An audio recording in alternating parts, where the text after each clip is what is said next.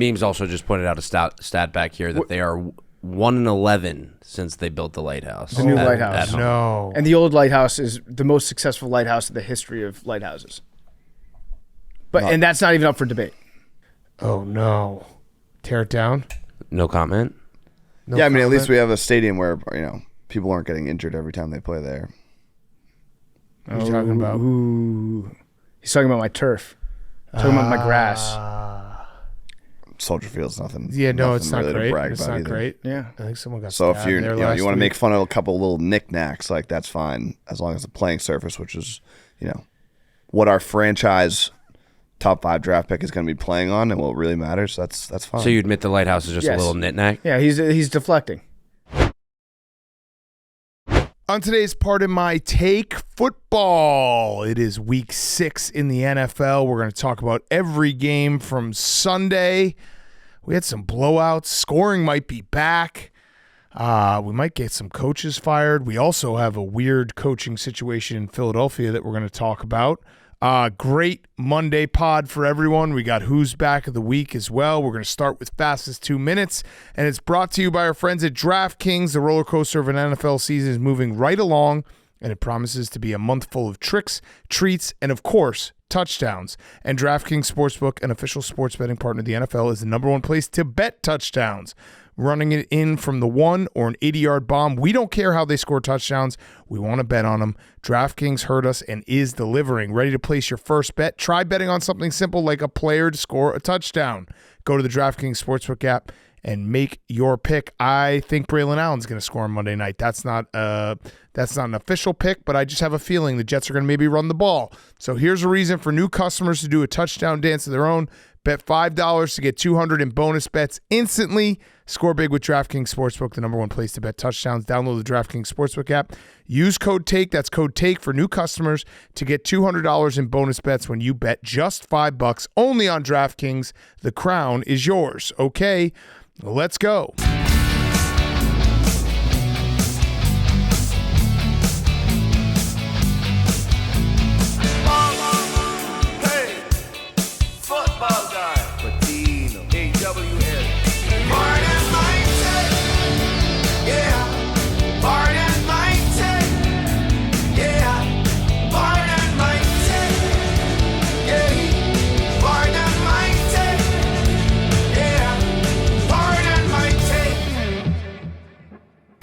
Welcome to Pardon My Take, presented by DraftKings. Score big with DraftKings Sportsbook, the #1 place to bet touchdowns. Download the DraftKings Sportsbook app and use code TAKE. That's code TAKE for new customers. Get $200 in bonus bets when you bet just $5 only on DraftKings. The crown is yours.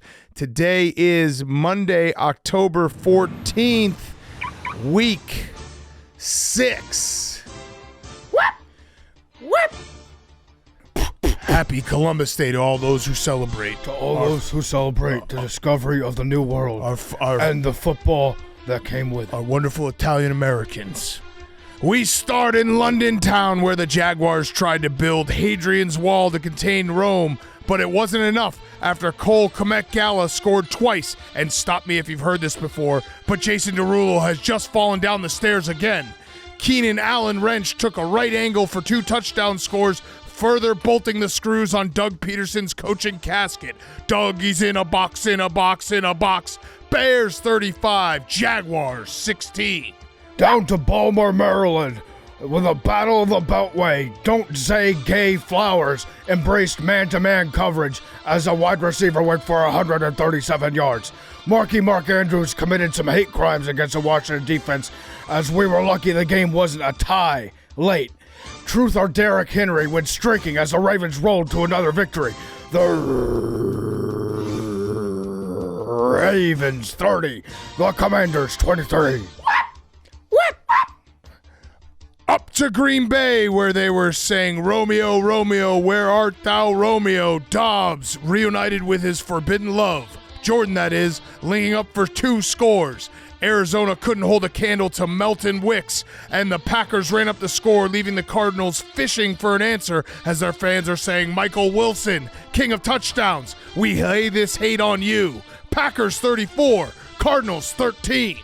Down to the Big Easy, where Spencer Gifts Rattler threw very tacky balls to Arian Foster Moreau, who in true communist fashion failed to capitalize on Bucs. God wins again, atheist. Sean Penis Tucker showed everyone he was a mangina, scoring twice, and despite all my rage, I am still just a rat in the cage. As Otten had Saints fans smashing pumpkins early in the fourth quarter as the Bucs put up a 50 burger. The Bucs 51, the Saints 27. We head on over to Foxborough for Drake May's first game. Hank, you looked at me like you weren't ready, but Hank's ready. You mean we go over to Gillette, where at long last it was time for the main event. CJ Sean Stroud took the Texans down the field and threw a touchdown to Dank Dell to get the scoring started. Joe Mixon of Water added a rushing TD of his own before October's very own Drake May found K-Sean booty rocking everywhere for a 40-yard score. Speaking of booty everywhere, Stephon Coach Diggs scored on a glitch play as the Texans roll over the Patriots 41-21. I thought I had some more, but I don't know where they went, Boom. That's okay, Boom. I'll get my homework, Boom. That's all right, Boom. Good job, Boom. To Sin City, where Steelers Vegas was the plot of Ocean's 11. Hoping for an easy W, but ending up like Easy E, Aids and O'Connell left with some bad blood towards Pittsburgh. When asked post-game about his touchdown run, Najee Kamala Harris said, I grew up in a middle-class family and used to work at McDonald's. Pittsburgh 32, the Raiders 13. Over in Denver, where B.O. Nix doesn't deserve the axe, even though he was body spraying the ball over the field. J.K. Rowling Dobbins was a turf monster, scoring a touchdown and racking up 96 yards on the day. The white Bronco himself, Riley Moss, couldn't go fast enough down the LA freeway as he took a few stabs at a big play, but ended up on the losing end. O.J. Simpson's dead, folks. R.I.P. O.J. Simpson. A much better player than a human being. Chargers 23, the Broncos 16. In Dallas, there were a lot of anger kicks made, and it looked like a Kareem Hunt video as Tim Patrick starred. And unless you've been living under a rock, the Lions are good. Lion Cowboys, like Enos and Jack, telling their wives there was nothing happening up on that mountain. And much like that film, the Cowboys sucked on D, letting the Lions put up 47. Dax Salente showed his asshole and his butt crack again. Big fucking deal. We never seen an asshole before. Lions 47, Cowboys 9, and happy birthday to Jerry Jones, the biggest asshole in the world.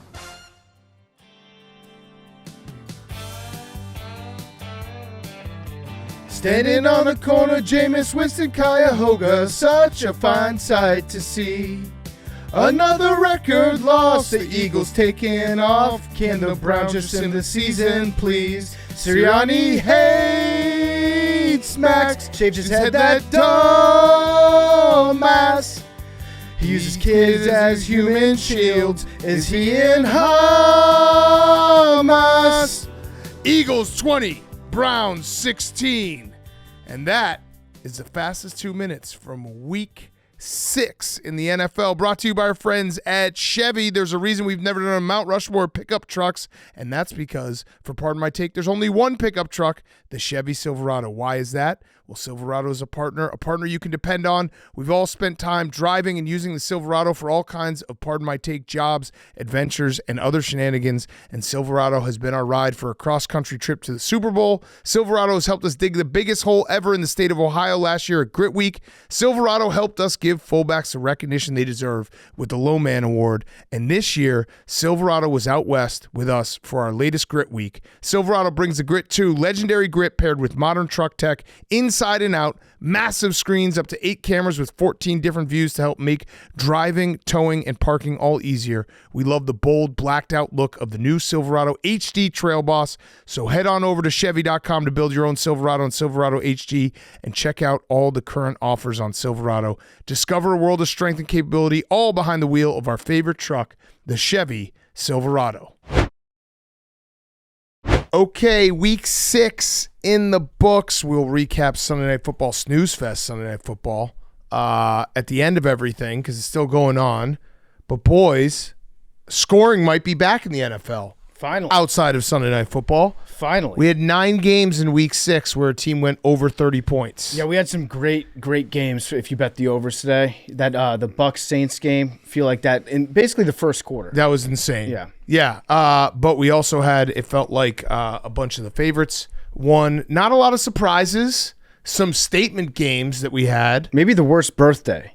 Yeah, for Jerry Jones. Put that in the tickler for the Tiki Awards. Worst birthday. Worst birthday. Yeah. Yeah. So let's get into the games, though. We have we started with the London game. Bears 35, Jaguars 16. I very much enjoyed this game. I bet you did. This was a very fun game. This is why people wanting me to freak out after 2 weeks. This game felt good because Caleb Williams was awesome. He threw 4 touchdown passes. He ran for 56 yards. He was actually the 4th QB ever to have 4+ rookie QB ever to have 4+ TDs and 50 rushing yards in a game. He also is the first QB picked number 1 overall in the common draft era to start 4-2. Yeah, so 4 out of 6, which pretty good start. Is a little vindication of when I said that he was going into the best situation a number 1 pick has ever gone into. Yes, the offensive line, which was bad to start the season, has looked a lot better. This is kind of what I'm talking about because the Bears defense continues to put, even with all their injuries, elite performances together every single week and essentially gives the offense it's been 12 games that a team's gone over 21 points on the Bears. And Caleb Williams, the Keenan Allen connection, just everything. It all looked awesome. You also had the Travis Hunter of the NFL today, Cole Kmet. Yeah. Cole Kmet, he had 2 touchdowns, right? 2 touchdowns. Caught 2 touchdowns, and then there was an injury to your long snapper. Yep. So Cole Kmet couldn't even celebrate his touchdowns because he had to run to the line of scrimmage and be the emergency long snapper. Yes. And I don't think he fucked up a single snap either. No, he didn't. He was awesome. Keenan Allen was awesome. That's been like a focus because he obviously started injured the season. Now he's back, and he's kind of the safety valve. Caleb Williams' touchdown throw where he hit him back shoulder, which was so perfect. It just everything. Like even Caleb Williams' 1 interception, which was a bad throw. You saw it. It was like DJ Moore was wide open. If he throws that correctly, it's a touchdown. From that point on, he scored. He went 4 touchdown drives in a row. Yeah. So it's like that's the type of stuff that you see from Caleb Williams. And again, it's just like every week he's gotten better. People will say, well, they're playing bad teams. They're also destroying bad teams. And this is why I didn't freak out after 2 weeks. And this is why everyone who wanted me to call him a bust and everyone was like, he's a bust. Now we see the Bears are 4-2, and I feel happy. I'm excited. 4-2 is a pretty good record. 4-2 is a good record. And they've gotten better every week. And Shane Waldron's gotten better. The offensive line's gotten better. DeAndre Swift's gotten better. Get bye week coming up. Get some guys healthy on the defense. Like we lost 3 defensive starters this week. So get them healthy. Everything feels good. We're not very smart on this show, and I think the only thing that we're smart about is how often we say that we're not smart. We nail that take all the time. Yep. But we do know what sleep is, and we know how to optimize sleep. Yep. And so when there's a big sleep gap in between the teams that go over to London, now obviously with the Jags, they got thrown off by the hurricane. Yep. I don't know what their plan was going into the week, if they planned on going over earlier, if they were always going to go on Thursday evening or afternoon or whatever they were. That was their plan. Okay, so I feel comfortable saying that's a shitty sleep plan. Yeah. You have to have a better sleep plan than that. The Bears got there they left on Monday. They got there on Tuesday. Got there on Tuesday. Now they get to catch up on their sleep coming back on a bye week. Yeah, and we got an hour back this weekend when we changed the clocks. The Jaguars do that every time, and they are used to obviously going to London. So, and if you watching this game, you would think that the Jaguars were the ones that had more sleep because in the first quarter, the Bears were sleepwalking. The Jaguars had a nice 10-play drive to go down the field, and I think it was a field goal to start, but then it just flipped, and the Bears woke up, and it was such an enjoyable watch. I had so much fun. I'm not going to make any crazy statements about Caleb Williams going forward. I'm just going to say I've enjoyed trusting the process of Caleb Williams and watching him get better every single week. He still has ways to go, but it's fun to see him do things that no other Bears quarterback has ever done. And he actually just tied, through 6 games, tied the record for most touchdowns for a rookie Bears QB with Jim McMahon, 9. That's pretty good. Pretty good. That's Low bar, pretty good. He looks the part. Today was a big day. I'm glad that you got to enjoy just like watching him and just being like, fuck yeah, this is cool. Yeah. He's everything that I thought he would be. And yeah, so now the Bears get to come back, get more sleep, get caught up on sleep again, hibernate a little bit more. Yep. I'd like to apologize to the country of England that we send the Jaguars over to them all the time. For 2 weeks in but a you know row. what? Those fuckers, we have to watch Piers Morgan on our TV all the time. Yep. You have to watch the Jaguars. I'm going to call that a wash. That's a fact. I'm going to say that's even. So now the Jaguars are staying over there. They're playing a doubleheader next week against the Patriots, right? So, yeah. I have a sad, this isn't really a sad Jaguars stat from our good friend Uncle Chaps, but it's related to the Jaguars. Okay. So this is actually first pointed out by Mark Long. It was a rough weekend for teams once coached by Urban Meyer. Jaguars 35-16 lost to the Bears in London. Ohio State loses 32-31 at Oregon. Florida falls 23-17 in overtime at Tennessee. Utah loses 27-19 at Arizona State. And Bowling Green falls 17-7 to Northern Illinois. Damn. The stink is still on the programs from Urban Meyer. Damn. All over his fingers. That's bad. His stinky little fingers. He lost them all. Yeah. Yeah, the Jaguars are Andre Sisco said afterwards there was a lot of quit, which is that's not good. And it feels like Doug Pederson is on borrowed time. We've talked about all the quotes he's had. Shad Khan on Saturday did a vote of confidence, which is never a good sign. He said, I still believe in them. I believe in the coaching staff. I believe in the players. That means he does not believe in them, but he's stuck in England for a week with them, and you probably can't fire Doug Pederson in England, which would be hilarious if they did. Which, yeah, the Jaguars they're bad. They were dropping balls. Like their defense, their secondary's bad. Just a really sad team. And it brought me to a thought. Are we going to look back, and Max, this is no offense to you because flags fly forever, banners fly forever, you don't apologize for it, but are we going to look back and say Doug Pederson, Nick Foles was the craziest Super Bowl winning combo of all time? I mean, it already kind of is. It already kind of is. When you consider yeah. who they beat in that Super Bowl, Bill Belichick and Tom Brady. Right. Like, it is the craziest thing. Like, Doug Pederson is going to get fired probably mid-season here. Yeah. Is he a Malcolm Butler merchant? It's just nuts. Like, we're going to look back and be like, wait, that happened? Oh, yeah, that did. Yeah. But, yeah, it's sad for Doug Pederson right now. I don't know what else to say. Like, he's all over it. He knows exactly what the issue is. He says, we've got to change the culture. Otherwise, it just gets out of control. We're on a slippery slope or right on the cusp of that slope. I'm sure we've got...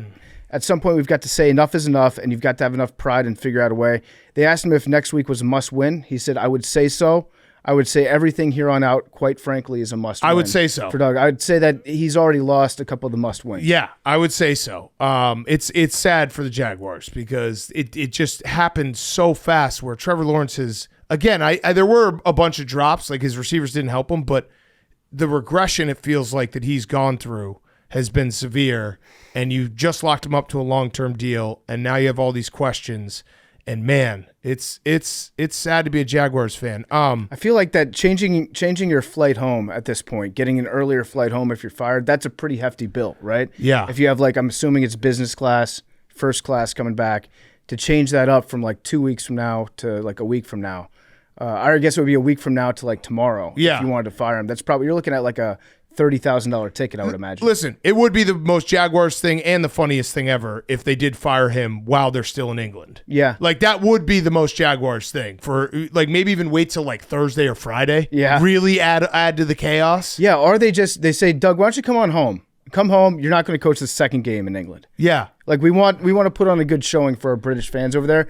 Come back. Take the week to regroup, and then you're going to be the coach when they get back in the U.S. Shad Khan should be like, Doug, I want to meet with you in our facility in Jacksonville. And then Doug flies home, and then Shad Khan just on a Zoom. Yeah. And he's like, you're fired. Yeah. Sure. Which that would actually be okay because you wouldn't want to fly all the way home and then have to have a meeting and fly all the way back. They should, if they lose next week, they should just give him a boat. Make him go out to Wales and catch a boat there. Be like, here's your boat. If you can figure out how to get this back to Jacksonville on your own. There's no staff, no crew on it. Just you and your other coaches. If you can land in Jacksonville within 5 weeks, then you got your job. You can keep your job. Hank, do you have anything you want to say to me? About what? No. Oh.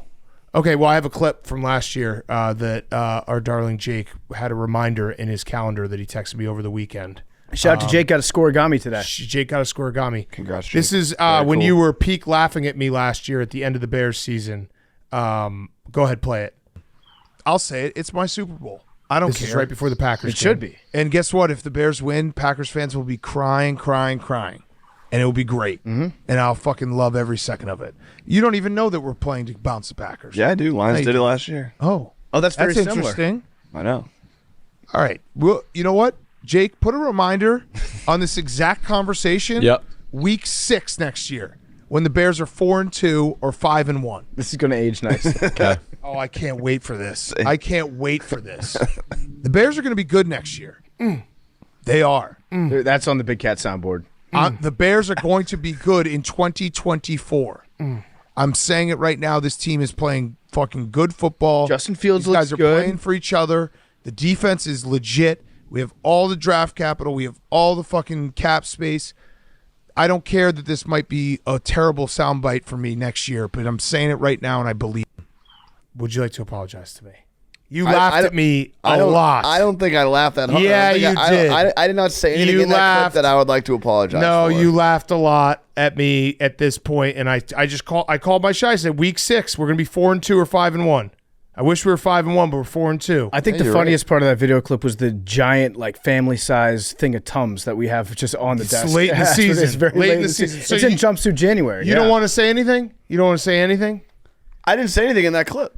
No, but that you know what happened before that clip. You mocked me and said this team stinks and they'll always stink.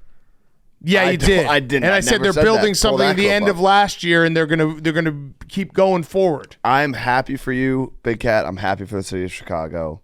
Listen, I'm exciting. only taking a victory lap for you specifically because the Bears have a lot of season left, a lot of tough games left. It's a very unfinished product. I do not think they're some incredible team right now. I do not think Caleb Williams is some elite quarterback. They're working towards it. But you specifically, just you, I want you to say sorry.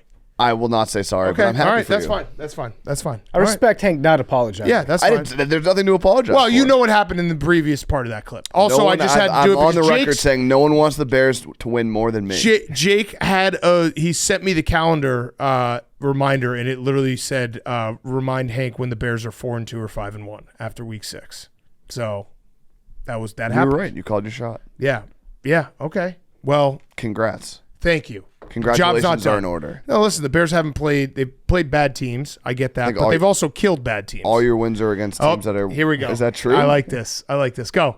No, you have the stat. Go ahead. What? No, you tell me. I can't remember. Listen, the goalposts keep moving. I'm not sure if every this single stat week. is true. I was asking you. What is Yeah. it? What's the stat? I don't know I what the stat is. believe all of the teams the Bears have beat are 1-5. No, I don't know if they're 1-5. I think one of them is 1-4 because they had a bye week. So wrong stat. That was wrong. That's a very funny stat. Listen, You can't apologize who you play. No, absolutely not. You play who's on when your other schedule, teams and if you're light up 4-2 bad defenses, yeah. everyone says they're incredible, and when the Bears do, it's the goalpost move. I'm not saying the Bears are an incredible Let's see, team. The Titans. They're beating the that's a win. teams they should beat, and they're actually beating the fuck out of them. Beat That's the Rams. How many wins do the Rams have? They have one. The Rams have only one win. Yeah. The Panthers and the Jaguars. Yeah, it's true. Listen, when Jaden Daniels plays well against bad defenses, Yeah, we get happy. I'm saying you play who you play. Right. When Drake May plays the Jaguars next week and he looks awesome, you should be happy. I will be. Yeah, exactly. You got to. What am I supposed to do? They got to play. They're killing them. Yeah. They've killed the Jaguars. They killed the Panthers. Cole Kmet, beast. Like Cole Kmet is a beast. He is a beast. Yeah, he's a beast. But yeah, still they got a fucking really tough schedule. These were the games they had to win. Every game this week or last week and this week, I said were must wins because if you don't must win them and you lose them, then you're going to be stuck in a situation later on in the season where you're like, how did we lose to the Jaguars? How did we lose to the Panthers? They're not stuck in that situation. Yeah, and so next up, Commanders. Yeah, will be a after great the game. bye week. Tattoo yeah. bet. Yeah, I'll do a tattoo. Tattoo bet. Let's do it. I'll get a tattoo. I don't know what I'm going to get. Warthog. No, you get plane. I'm not going to get a warthog. Plane of my choosing. I'm not going to get a warthog. I don't know what I'd get. I'd probably get something. I don't know. Maybe just like a insult tattoo of Hank or something. Maybe Hank without a beard on the palm of my hand. Hank and I'll just bald. do every podcast just like this. Bald, no beard. How Hank. sick would that be? Hank would look like powder. Voldemort. Yeah. I just had it right here, and I was like, hey, Hank, question. You want to apologize? You're just looking at yourself. You don't see too many palm tattoos. Okay. Well, all right. I feel like I'm being reasonable, but No, it's 4-2 is great. I feel like I should at least be. I can be happy. You should People be trying happy. to steal my joy. You should be thrilled. The goalposts do keep moving, but that's fine. That's just not from you guys. I'm not saying you. Yeah, I honestly didn't know the stat about them beating one win teams. Yeah, no, we played bad teams, but we've killed them. It's just interesting that it's all the 1-win teams. The defense also has 13 takeaways this year. They're taking the ball away, which is important. You gotta respect the ball. And you know what? The Jaguars have played a lot of games this year, and you guys are the ones that made them quit. Yeah. They tapped. Matt Eberflus. One of the fumble that we had to start the second half, I believe it was right after. I can't remember who was doing sidelines. Said talk to Matt Eberflus. He said at halftime, we have to honor the football. I like that. I like it. Yeah, respect. I still don't love Cherish Matt Eberflus, but guess what? His defense plays hard, and Shane Waldron has done better. Cherish it. Love the football. Honor the football. Yeah. Okay. Next up, Ravens 30, Commanders 23. You want to start? I mean, Ravens are really good. I'll just say the Ravens are really good. Their defense played a lot better today than it has in the past. Dean Pease. Yeah, Dean Pease is back. Dean Pease makes a difference. Dean Pease makes a big difference. And the Commanders' defense is just bad. We're very bad on D, and there was really no way that we could have won that game considering how our defense played.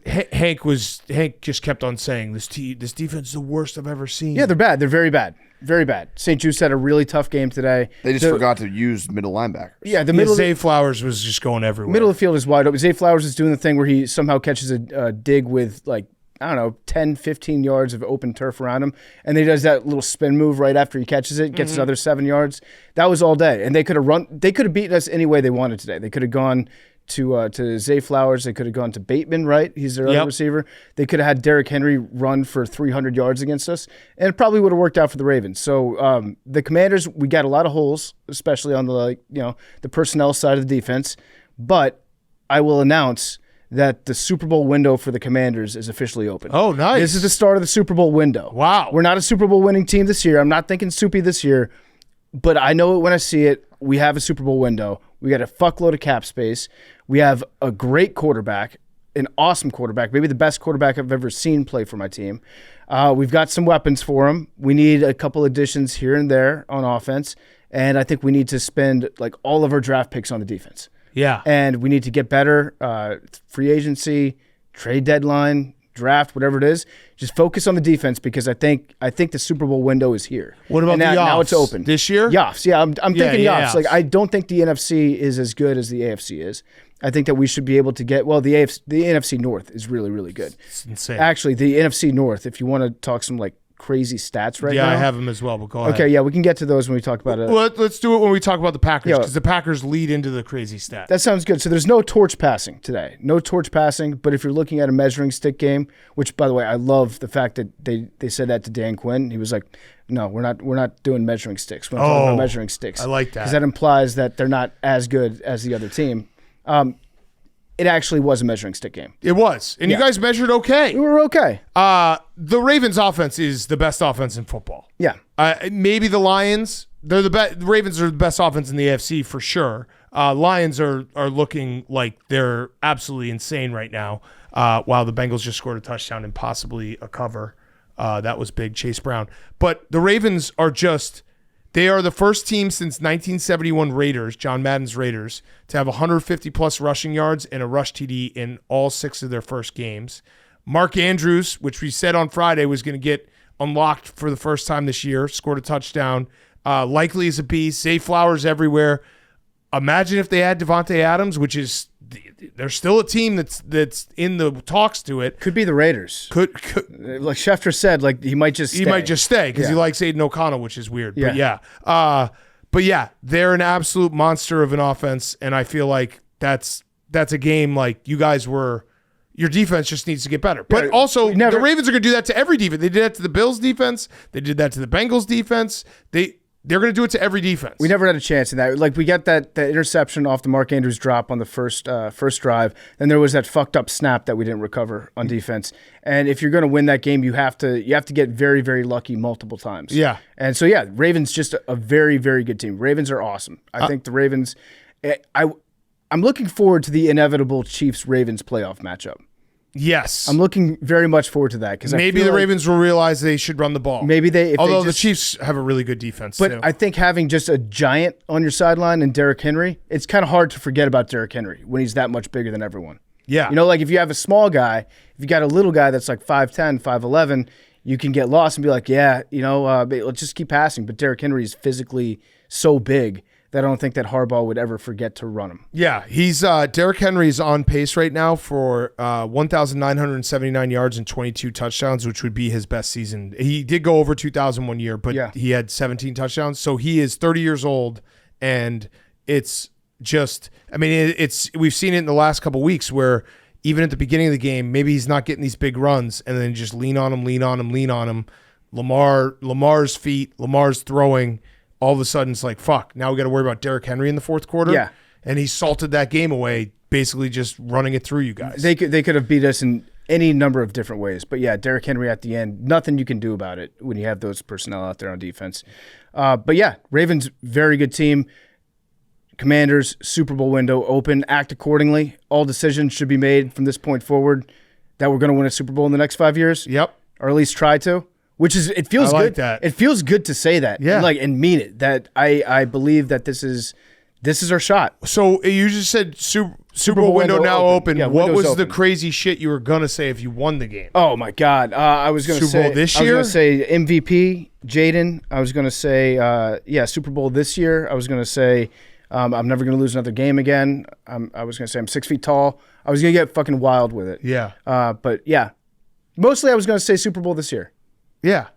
Super Bowl this year. But I'm not saying that. I'm thinking Yoffs.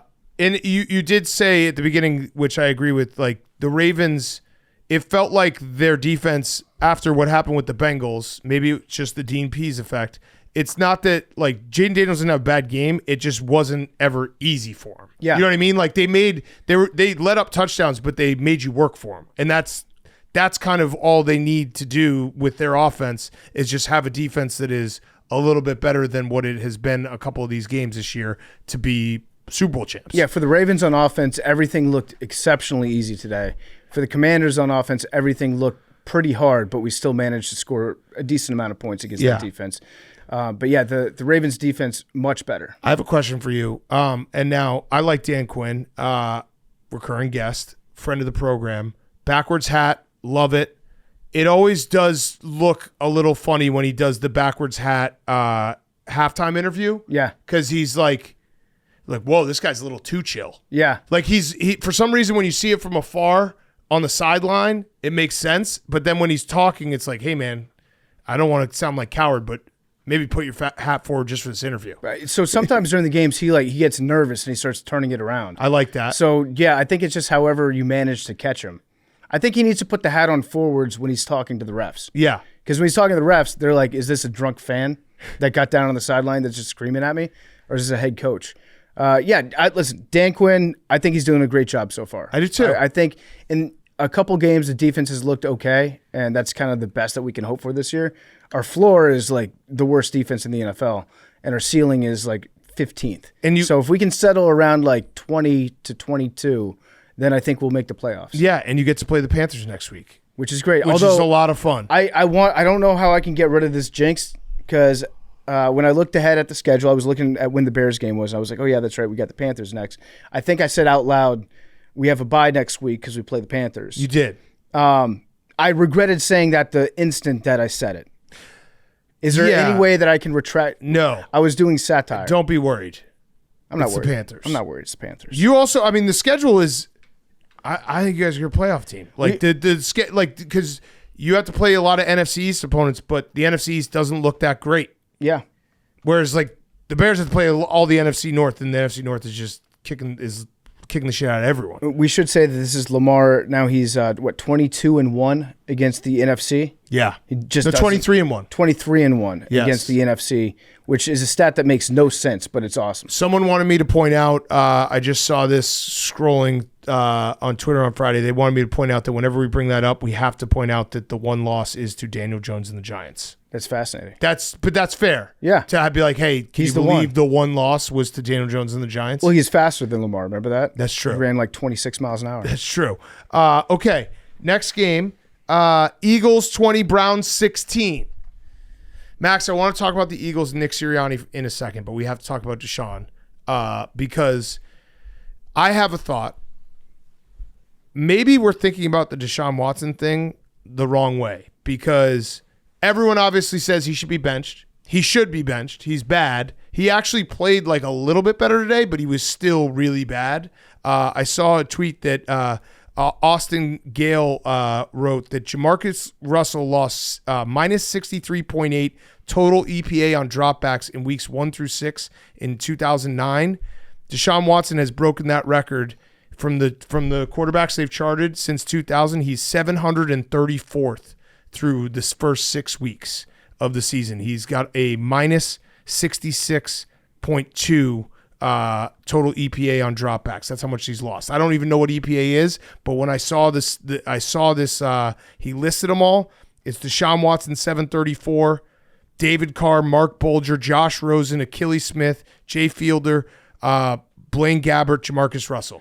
That's the list he's on, and he's at the bottom of that list. You know what's crazy is that he's played against bad defenses. Yeah.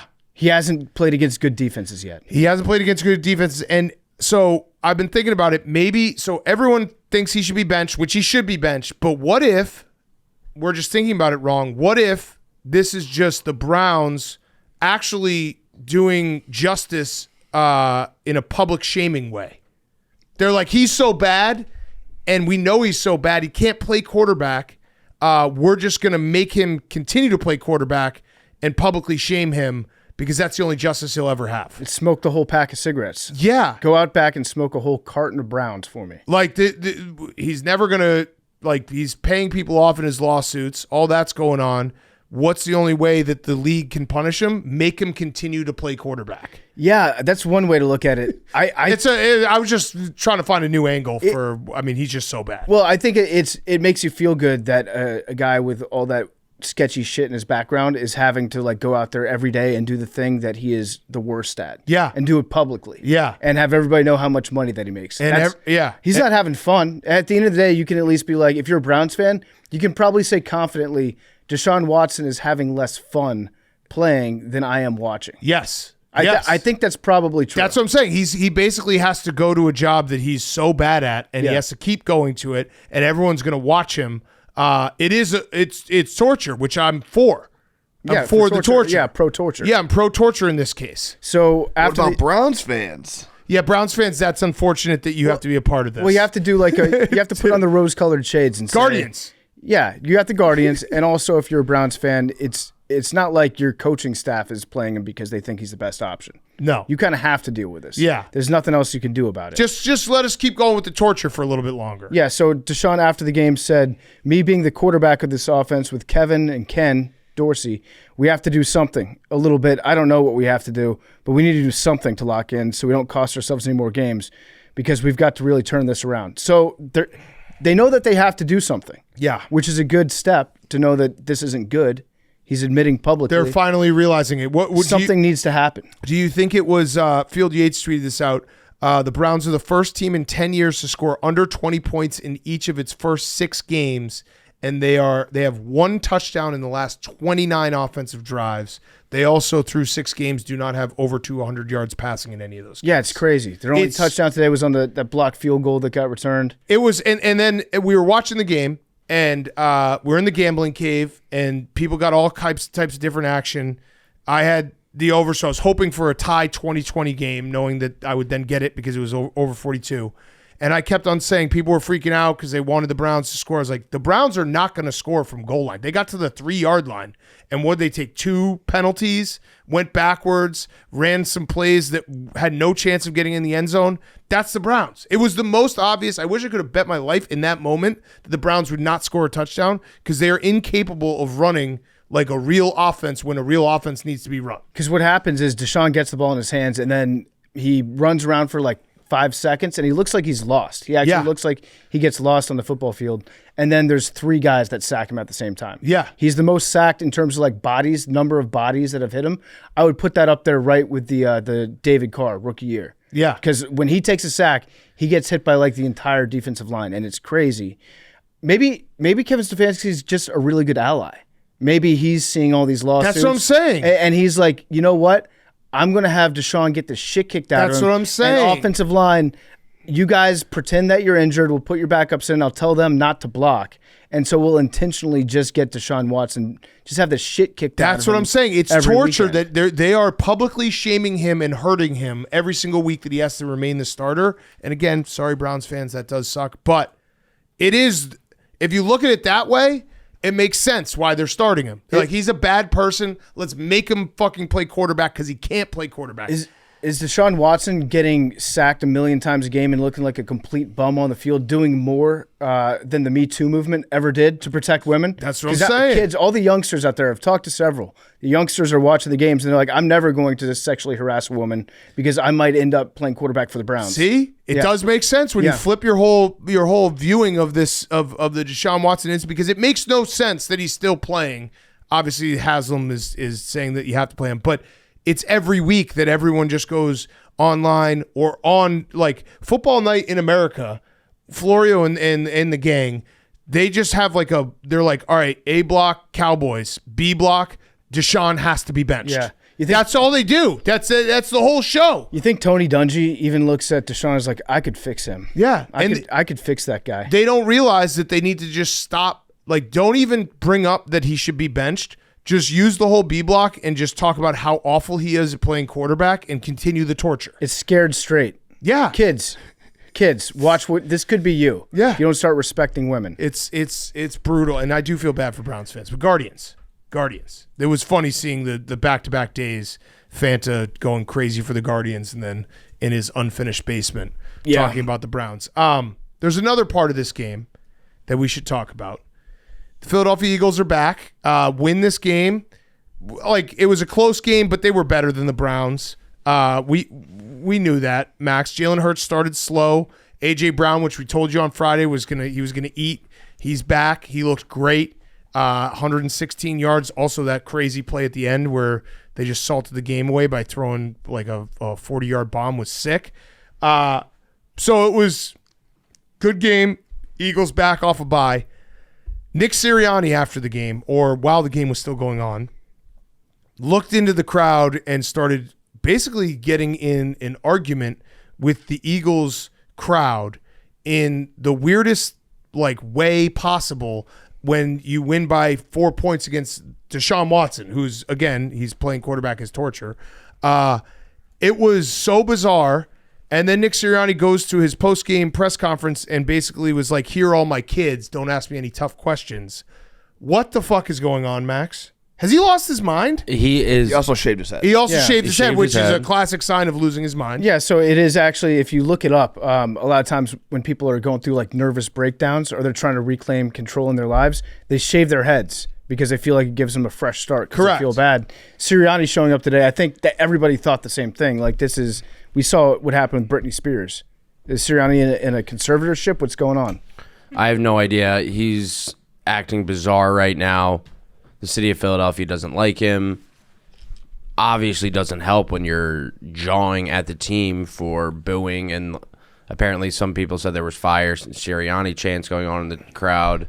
Okay. Some people were saying that. Some people were saying I was at the game. There were no fire Sirianni chants, so I don't really know what to believe there. And then after after the game, he was asked about it, and he said I was just excited to get the win. I appreciate the Lynx support. So I don't even know what that means when they were asked about him yelling at the fans. So he definitely yelled at Philly. Yeah. It was definitely Philly fans saying fire Sirianni after a win. And he was like, we just won. I'm mad. I'm going to go yell at him. And he did this with I'm sure that's what happened. Kids in his laps. Yeah. And talking to his kids during the press conference, which, listen, I'm not kid shaming him, but it felt very deliberate for him to bring his children to a press conference when he knew that people were going to be like, hey, what was that, dude? Why were you yelling at our fans? Yeah. And then when asked about the boos, he goes, we thrive when the crowd cheers for us. That's all I say. We hear them when they boo. We don't necessarily like it. I don't think it's productive for anybody, blah, blah, blah. But when they cheer, we like it. What does that He's losing his mind. He's losing his mind. He can't be here. He can't be here. He can't be here anymore. Like, if that's the way you're gonna react, to like the fans acting like the fans have acted in Philadelphia for 100 years, like that's not gonna do anything, dude. Do you know who would never react to the fans in that situation and bring his kids to the press conference after? Mike Vrabel. Well, I was gonna say Bill Belichick. Yeah, that's a good point. Either or, right? His kids are coaching at Washington. Yeah, I don't know. I think his time is. I feel like it's gonna at the end of the year be a mutual parting of ways. Yeah. Situation. Do you think there's a chance it happens? Because about this game, like you are down on the Eagles. Yeah, I was down on the Eagles. They didn't look great, but realistically, it should have been a 23-9 game. Right. Like, they should have dominated that game. They had the fluke punt block field goal, which was a 10-point swing. I don't know. Jalen Hurts didn't look bad. It's probably he looked bad to start, but then he figured it out. Yeah, he started 0 for 5, and then since then he was very good. No turnovers, which is a rarity in a Jalen Hurts game. Yep.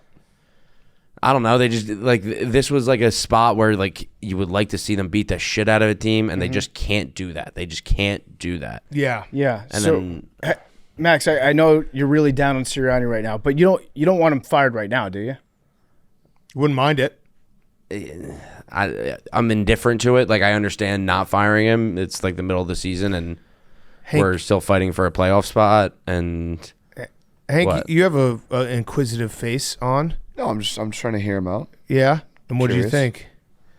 I feel like this is Max, Sunday Night Max, and then the second that a game starts, and one bad play happens, it's like, get him out of here. Yeah. Which is for sure. To me, it's like not, drunken words speak sober thoughts, but the passionate thoughts that you have during a game, like that's what you think. Yeah. You want him gone. You want him gone. You want him gone right now. Saying him now, like, I get why they're not, but like you want him gone. You want there to be him. a press conference tomorrow and have it be Jeffrey Lurie's like, when you disrespect our fans, you disrespect the organization. You can't be here anymore. Disrespect the city. I wouldn't hate that. Yeah, right. I wouldn't hate that.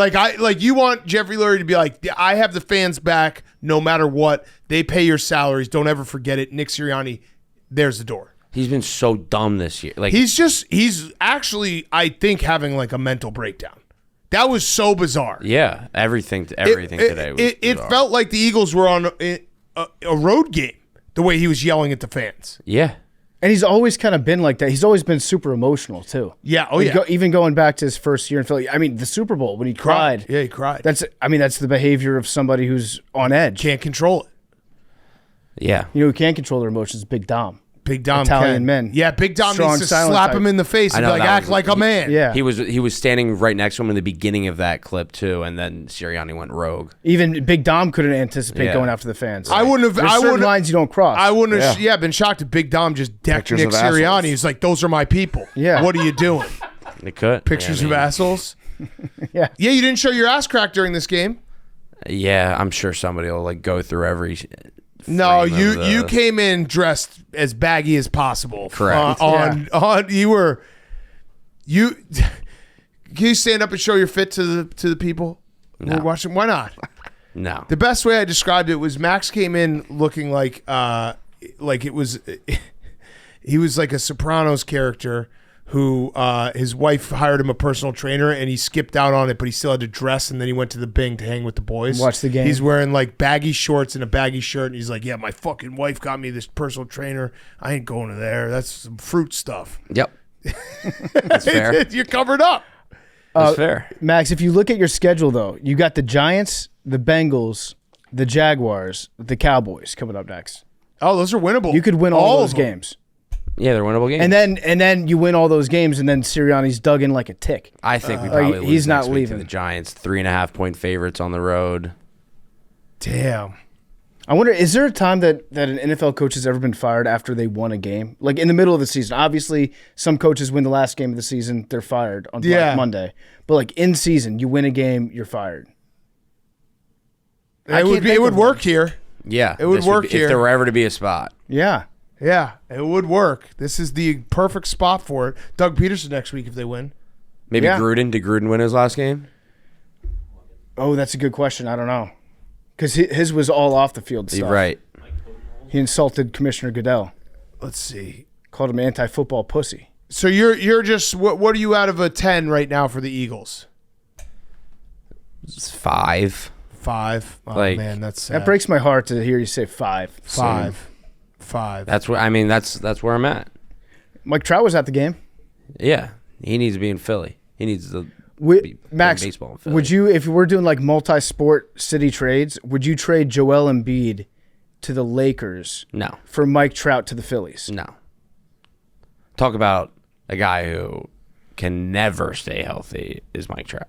Oh, Well, Mike Trout and Sean McVay. Hey, Mike Trout's a friend. Yes, Mike Trout, Sean I McVay love Mike Trout. I want him to be. for Embiid and playoff P. We got to find this stat if there's ever been. Yeah. It doesn't. Yeah. It doesn't count. Playoff P yeah. even make the roster. It doesn't count winning the last game of the season. Yeah, that's You what I said. agree? Yeah, no, it's I think Gruden would be the best. in-season firing, yeah.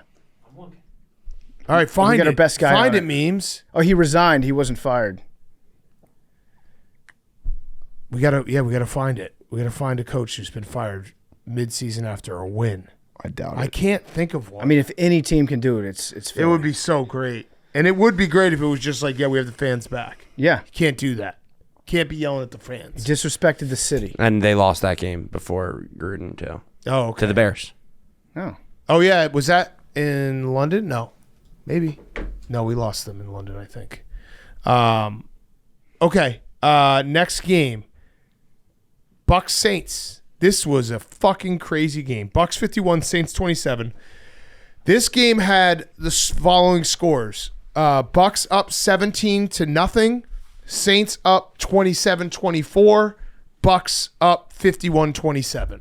So it was the Saints scored 27 points in the second quarter and didn't score in any of the other quarters, and the Bucs finished this game on a 27 unanswered points. Yeah, it sucked for the Saints that Olave got hurt, and so he was knocked out for the game, and their offense kind of didn't do jack shit after that. Spencer Rattler looked good for like a quarter. Yeah. The second quarter Saints will always have that. I think what happened was, so he looked good in the first half, and then Todd Bowles was like, what the fuck am I doing? He's a rookie. Let me just blitz him. Yeah, so Todd Bowles, if you knew the game plan going into it, was that Todd Bowles was just going to do all the crazy shit that Spencer Rattler had never seen. Yeah. And he did that in the second and half. he did tricks on it Yeah, in the second he did half. tricks in it. But and Baker had the most full stat sheet ever. He had 24 for 36, 325 yards, 4 touchdowns, 3 interceptions. And he also throw in just an injury that we thought was very serious, that he's such a tough dude that he was fine. And 3 downfield blocks too. And 3 yelling in someone else's face. Yeah, Baker makes me want to play football. It's the best. Yeah. He just goes out there and plays football. What a day for Lincoln Riley, by the way. Yeah. Watching all the proteges, all the prize pupils get starts here. A lot of people are gonna have to apologize to Lincoln Riley. Yeah, was he wearing a House Divided shirt? Yeah, Spencer Rattler probably doesn't like Lincoln too much, though. I'm going to guess. I would say no. But yeah, Spencer Rattler, fine enough. But the Bucs offense was Chris Godwin deserves to be given more credit for being awesome, because I know he was awesome when they won the Super Bowl. He was awesome before that. He got hurt a couple years, but he's having an awesome season, and he had, I think it was 105 yards after catch today. Yeah. And he's just, you kind of forget about him because Mike Evans is so good. I was going to say, he's like Mike Evans compared to other elite receivers in NFL history is the same as Chris Godwin compared to Mike Evans during the Chris Godwin era. Yeah. He's very, very good. But we just need to throw some more respect on Chris Godwin's name, because he's been very good this year. He's had a very good career, and I think he got kind of forgotten a little bit. And yeah, Chris Godwin needs more respect. I have an insult stat for you, Big Cat, for okay. Dennis Allen. Okay. So Dennis Allen, head coach of the Saints. Guess how many teams he's beaten as coach with the Saints that have a winning record? I think he's at 40 games now. 4. 3. 3. He's got 3, and 2 of those were in September. So they were at the start of the year. Oh, one of 1-0. which there was a Seahawks team that was 1-0. Now the other The two, Cowboys he beat this year 1-0. Oh, that's not on the list then. Oh, yeah. The Cowboys were 1-0 at the time? No, Yeah, because they beat they the beat the Browns. Browns. Yeah, good Yeah. point. So now let me amend that. It's 4. But Nailed it. But of those 4 games, 2 of them are from September. Excuse me, now 3 of the 4 are from September. And 2 of them are Gardner Minshew teams. Oh wow, which is just an interesting, fun little. that wrinkle. is a very fun wrinkle. So he can beat a winning team if Gardner Minshew is starting like on a short week where he's a backup quarterback coming in. Dennis Allen just gets forgotten as like, hey, that guy stinks. Yeah, he stinks. He stinks. By the way, I just looked it up. How old do you think Chris Godwin is? Chris Godwin 34. No, he's 29. 28. Still young. Wow. Yeah, it feels like because he's just been around and won a Super Bowl. You feel like he's been good ever since he got there. But yeah, he's having an awesome year. He has 500 yards and 5 touchdowns through 6 weeks. Yeah. Pretty damn good. Chris Godwin needs more respect. But yeah, Dennis Allen. I guess what you could say about Dennis Allen is people just forget about Dennis Allen. That's probably his best asset. So why is he so forgettable? Is it because he looks like if you took every NFL coach in history and like combined them all into one composite sketch, he looks like Dennis Allen? He's the most average appearing guy. It's his appearance. I think it's his name. Yeah. His name is very formulaic. Two kind of first names. AI. Yeah. Dennis Allen. Yeah. He's like, okay, what is that? All right, Dennis Allen. And yeah, he just he's been around forever, but never done anything that would make me be like, ooh, Dennis Allen, that guy's good. He doesn't even really have anything that he's good at, right? Like No. I'm not talking about just as a head coach. He doesn't have a specialty. Like Todd Bowles, you're like, yeah, Todd Bowles. He'll Dial it up. He'll blitz the fuck out of you. Dial it up. He'll do weird shit. He'll have dudes coming at you from angles that Deshaun Watson could only dream of.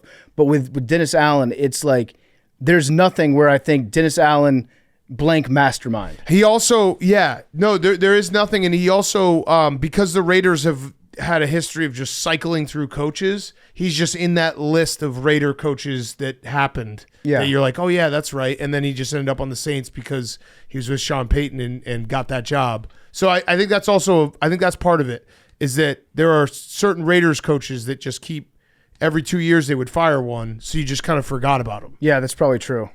And he doesn't really get that fired up. Yeah. He just it looks like his job is to sit on the sidelines and just accept losses. Yeah. And he's very good at it. Yeah, I don't really know. What does Dennis Allen do? He doesn't do anything really. 4-12, 4-12, 0-4 were his 3 years with the Raiders as the head coach. And he's doing a lot better with the Saints because he's 7-10, 9-8, 2-4. Mm-hmm. He's 26-50 as a head coach. Let's see. 26-51. That's crazy. He's so bad. He's so bad. And this team feels like this was kind of a quick game because the Bucs were just kept on scoring. Yeah, it was one of those games where it's like, okay, the Bucs hate the Saints. They fight them all the time. Yeah. They're not going to stop scoring through this game. Remember 2 weeks in, the Saints did win the first 2 weeks of the season. They did. They were the Super Bowl champs after 2 weeks. So if Derek Carr, But it was against the Cowboys. The Cowboys was like the convincing one. Yeah. Well, they beat the Panthers and Cowboys, but we were all like, oh, the Cowboys are good because they're always they beat the Browns. Yeah, they were good last year. and we didn't realize how bad the Browns were. Yeah, but this is definitely the win where you're just like, what? How did this? The Saints, they're good. No, they're not. Did Spencer Rattler show you enough to be like, I want to see more Spencer Rattler? Mm-hmm. Yeah, I just like Spencer Rattler's name, so I always want to see more Spencer Rattler. Yeah, I love his name. Love his arm. Yeah, The arm works. I like Spencer Rattler. I want to see more Spencer Rattler. Why not? You're not good. The Saints are probably not going to be good this year. You might as well see what you got. Okay, let's take a break. Let's do a couple ads, and then we'll get some more games from Sunday. PFT. We're going to get back to football. It's brought to you by Game Time. It's football season. You guys know that. We can't wait to get out to some games this fall. With the help of Game Time, they're the official ticketing sponsor of Barstool Sports. Game Time is the absolute best. I use Game Time whenever I have to get into a game. If it's baseball, if it's football, if it's basketball, even if it's other stuff, even if it's things besides sports, Game Time is the absolute best. Game Time. We got Monday Night Football coming up. Monday Night Football, right? yes. What do we have going on for Monday Night Football? So Bills at Jets. I'm looking right now on the Game Time app. I hit the GT picks, and I'm seeing $247 for the best seats, like the perfect seats you want for football, where it's 50-yard line, row 4 on the second level. That's the best. That's the best. You see the entire field. Yeah, you can get in for cheaper, but these are the GT picks, which give you the best deals. Great seats. Game Time Picks, it's the best deal for the best seats, and just pull up your chosen event. Turn on the GT Picks setting at the top of the screen, or you can browse the best local Game Time Picks deals near you on your Game Time app homepage. What are you waiting for? If you want to buy those Jets-Bills tickets right now, go use Game Time Picks. Get the best deal that you possibly can. Just download the Game Time app today. Use code PMT. You can easily score great deals with new Game Time Picks. What time is it? It's game time. This podcast is also brought to you by our great friends over at Simply Safe. Simply Safe has Fast Protect monitoring. They have live guard protection. If you've ever felt a sense of unease when you leave your home, if you're ever wondering if everything will be safe while you're away, well, guess what? Simply Safe is here to help you, give you peace of mind. It wasn't until recently there were a couple break-ins down the street that I realized how urgently I needed a security system. And with Simply Safe, you get the best. Simply Safe agents can act within 5 seconds of getting your alarm. They can even see and speak to intruders to stop them in their tracks. That's always awesome. I love those videos when somebody breaks into a house, the homeowners are gone, Simply Safe gets on the speaker, tells them to stop, the burglars turn tail, run around, your house is safe, they look after you. And with Simply Safe, they don't lock you into a long-term contract. You can cancel at any time. Pricing is transparent, it's affordable, less than $1 a day with no hidden fees ever. It's easy to install and super easy to activate your Simply Safe system in less than an hour. Or you can choose professional installation, get a pro to come by, and have a pro help you out. You can protect your home with 50% off a new Simply Safe system, plus a free indoor security camera when you sign up for Fast Protect monitoring. Just visit simplysafe.com/PMT. That's simplysafe.com/PMT. There's no safe like Simply Safe. Okay, Colts 20, Titans 17. Joe Flacco. Is he the starter? So today, I think he kind of was the starter. I think that Anthony Richardson was healthy. Yeah. And they were just kind of like, we're going to go with a hot hand with Flacco. And Flacco, he didn't have his best game today, but I had a moment this morning. I don't know if you've had one of these big cat where you see Joe Flacco is going to start and you just stop. You just stop in a moment in time and you take a mental snapshot. Just remember, today is a day where Joe Flacco will be playing football because it's not going to last forever. We're nearing the end of that road. And the NFL, just the world is so much sunnier to me when I know that Joe Flacco is still a part of it. He said it after the game, too. He's like, being out here on Sunday never gets old, and I'm going to cherish it for as long as I can do it. It's the best. I do feel like I was lied to by the Colts because all week I picked the Titans on every show we did. And Joe Flacco, because I was thinking Anthony Richardson was going to play. I also didn't think Michael Pittman was going to play.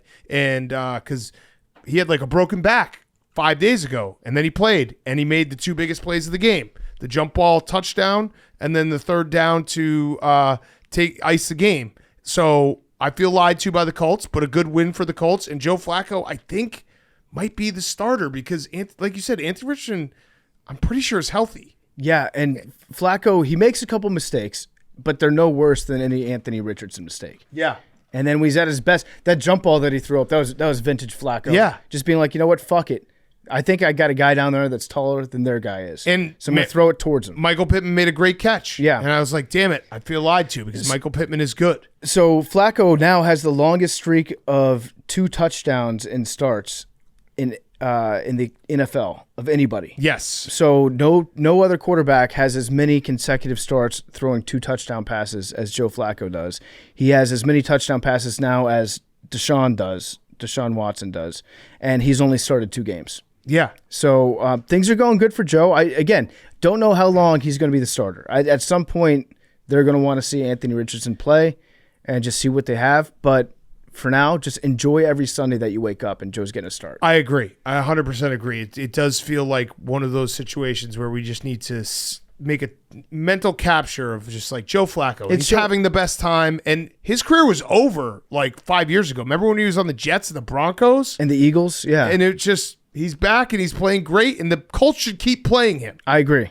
I know that it probably doesn't make sense long term, but it also doesn't probably make sense long term Anthony Richardson. Yeah, I mean, I think if you're trying to win football games, that's what you're supposed to do. Then you should start Joe. Yeah, it's that simple. Yeah. Okay. For the Titans, so I feel bad for Titans fans because shit's getting crazy for Calvin Ridley. He said, I need some targets in the beginning of the fucking game too. Shit's getting crazy for me. Yep. He had 8 targets today, 0 catches. In the last 3 games, Calvin Ridley has 2 catches for 14 yards. Not great. It feels like if you're handicapping receivers that might end up with the Chiefs by the end of the season, Calvin Ridley's probably up there with his teammate DeAndre Hopkins. Yep. Yeah, I'd say so. Will Levis, friend of the program, love Will Levis. I think you gotta bench him for a little bit here because the problem is the Titans are not a bad football team, like in its totality. Every game they've basically been in. Their defense is good. He just feels lost out there. Like he feels lost, and at some point you keep losing these games by 3 points or 4 points, just a random interception or a missed pass, and everyone in that locker room's like, fuck, we should have 3 wins already. Yeah, he did the Spider-Man celebration today too. That was awesome. It was a cool celebration. He also this is a stat from our friend at Stathole, who does a great blog every Monday morning. Everyone check it out with all the sad stats. Will Levis is the first QB to throw an interception in the first 5 games of the season since Jameis? Patrick Mahomes 6 days ago. Oh, there we go. Yeah, that's a fun stat. That's a great a fun stat. stat. Use that stat. Go around to the bar and tell people that. Yeah. Will Levis threw an interception in the first 5 games. Also, the last person to do it was Patrick Mahomes this year. Yeah, good for Will. Yeah. Good for Will. He's on the path to He's a good greatness. company. That's a good. Hey, listen, we just put Will Levis and Patrick Mahomes in the same sentence. When I watch Will Levis play, he gives me big time like Jeremy Shockey vibes. Yeah. Like he's that emotional after every single play. Yeah. Which it might not be the best thing for a quarterback. You want your quarterback to like not scream in people's faces, shoot webs at them. Also, Will, if you're listening, I would have liked for you to say hello or hey, I'm sorry to the guy whose knee got taken out on the sidelines. I think that guy had to just have better presence of mind. He just watched him roll, like he watched the play come at him. Yeah. He did give a thumbs up. That poor I'm sure guy, he reached out after. Yeah, probably. That guy was in an air cast. He was on the stretcher for what felt like a half hour. He was wearing receiver gloves, which I loved, and then he gave a thumbs up, which I love. But yeah, I don't know. People on the sidelines, it feels like it's happened a few times this year. He was staring at the play. Yeah. I don't know, just gave feet up. I think you lose track at how fast these guys are coming at you. Yeah, you also it's kind of like being at the dog park. You got to always keep a little bend in your knees. Keep your knees bent. 'Cause you don't want a Labrador just running into the back of your knees if you have stiff legs. Wear pads. I want to see a guy in like full kit, shoulder pads, helmet, knee pads. Was he holding the chains? I think he was. He's a chain guy. Maybe walk around with like a tiny little wall right in front of your legs. Yeah, or a dog. Or a dog. Actually have a dog with you. Yeah. Yeah, but that guy, that was tough. But I wanted it to work out for Will. I just think you probably have to, like, if you're Brian Callahan, again, you lost week 1 to the Bears. That was a winnable game that Will Levis made those mistakes late. You lost to the Jets week 2. That was a winnable game that he fumbled in the red zone. You got killed by Malik Willis. That made sense. And then today, that was a winnable game. So at some point, you don't want the rest of the team to be like, hey, what the fuck are we doing here? Yeah, and if the Titans keep losing, then I think that's actually going to make Joe Flacco keep starting. Yeah. Because the Colts can make the playoffs. Yes. It's not out of the picture to think that they might be able to. Yes, Their division's absolutely. not great. Obviously, Texans are the best team in that division. But they could, Colts could be a wild card team. Colts could absolutely be a wild card team. Let me look right now. I mean, they're, 3-3?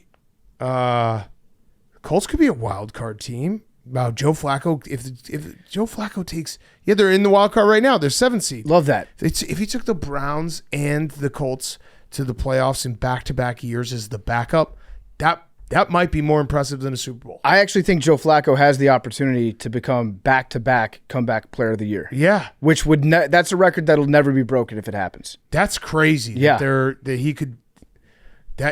Keep playing Joe Flacco for us. Okay, next up. Packers 34, Cardinals 13. Packers kicked the shit out of the Cardinals. We said it on Friday, Jordan Love's going to be under center more, and he was, and you saw it. That Christian Watson touchdown, that was vintage Jordan Love under center, play action pass.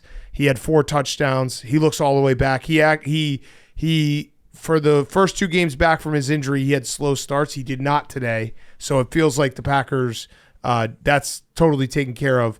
The Packers, though, we alluded to this. The NFC North is so good. The Packers are the first team ever through 6 weeks to be 4-2 and last in the division. Yeah, every team is 4-2 or better. Right now, they have the 4 highest point differentials in the entire NFL. Yeah. All in that division. Yeah. So the Vikings are plus 63, the Lions plus 60, the Bears plus 47, the Packers plus 41. The second best division, when you like add up all those numbers together, the second best division is the AFC West with a plus 20 total.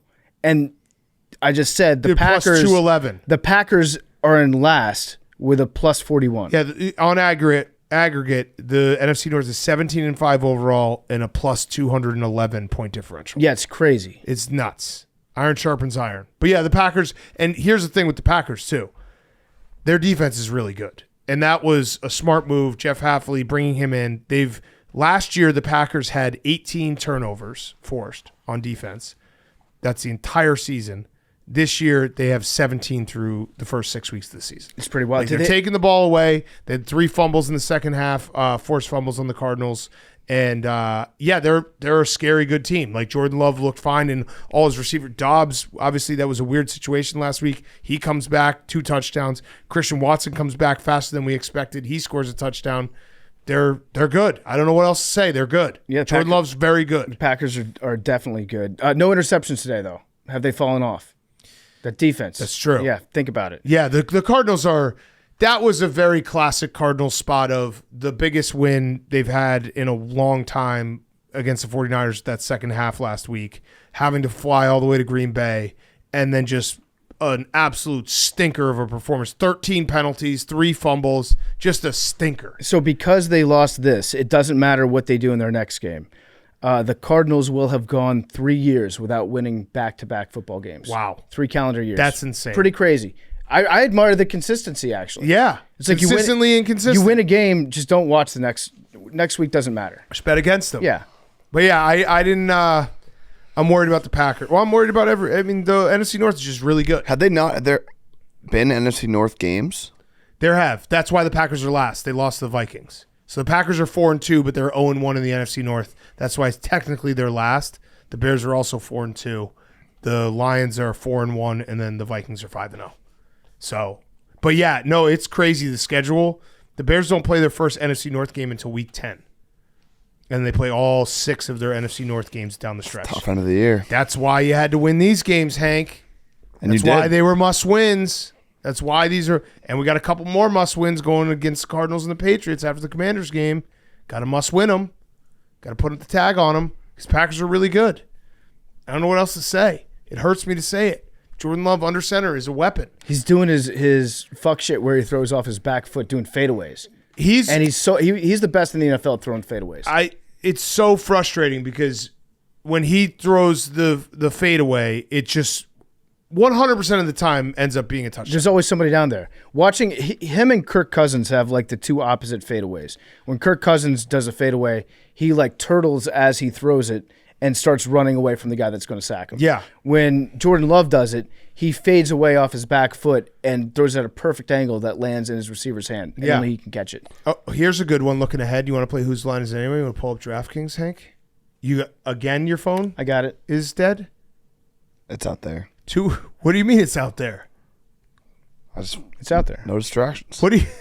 Oh, you're doing that as a thing? Mm-hmm. He's doing I like that. A digital cleanse. Oh, this is a great game next week. Packers versus Texans in Green Bay. Whose line is it anyway? DraftKings. In Green Bay, Packers versus Texans. I'm going to go Packers -2. I'm going to say 2.5. Okay. Find it for us, PFT. My phone's loading. It's been loading. Also, the hot. I have it. Yeah, go ahead. Give it to us. You give it to us, Max. Wait. PFT, you want to do a guess? Yeah, so what's... Okay, they're in Green Bay. Yeah, Texans at Packers. Packers. I'm going to say Packers -1. It is the Packers -3. Wow. Okay, the full 3. Packers are good. The hot new play, the Packers did it, the Bears did it, and then I saw that the Rams had done it last week. Is the play action pump fake and then just throw it to the wide open tight end in the middle of the field. It's pump fake left, pump fake right, tight end down the seam. Yeah, the Bears scored a touchdown with that to Cole Kmet, and then a Packers fan was like, "Oh, we did that last year." And I said, "Cool, dude. You want a fucking cookie? Well, you can't fucking do the same play." They invented it. It probably was McVay. McVay probably invented it. It's probably college play. Yeah. It's a hot play. Packers fans fucking suck. Trying to steal all my joy. Hank, I want to hear what your best plays are. Shark wheel. Hottest plays. Flea flicker. The Julian Edelman. The Tyler Warren play on the Penn State Tyler Warren play was so cool. Yeah, that was rad. That was awesome. 4 verts. I like rugby. I'm with you on the rugby. Did you see that play, Hank? No. Andy Koldenicki drew up.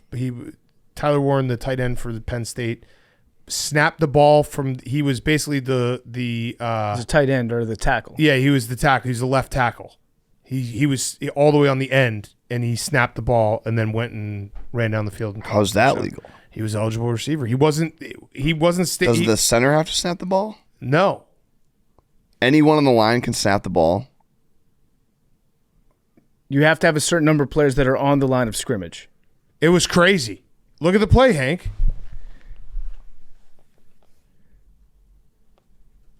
What the fuck? Yeah. It was awesome. It was also such a cool play that they didn't even... It got overshadowed how sick the catch was. That's a great play.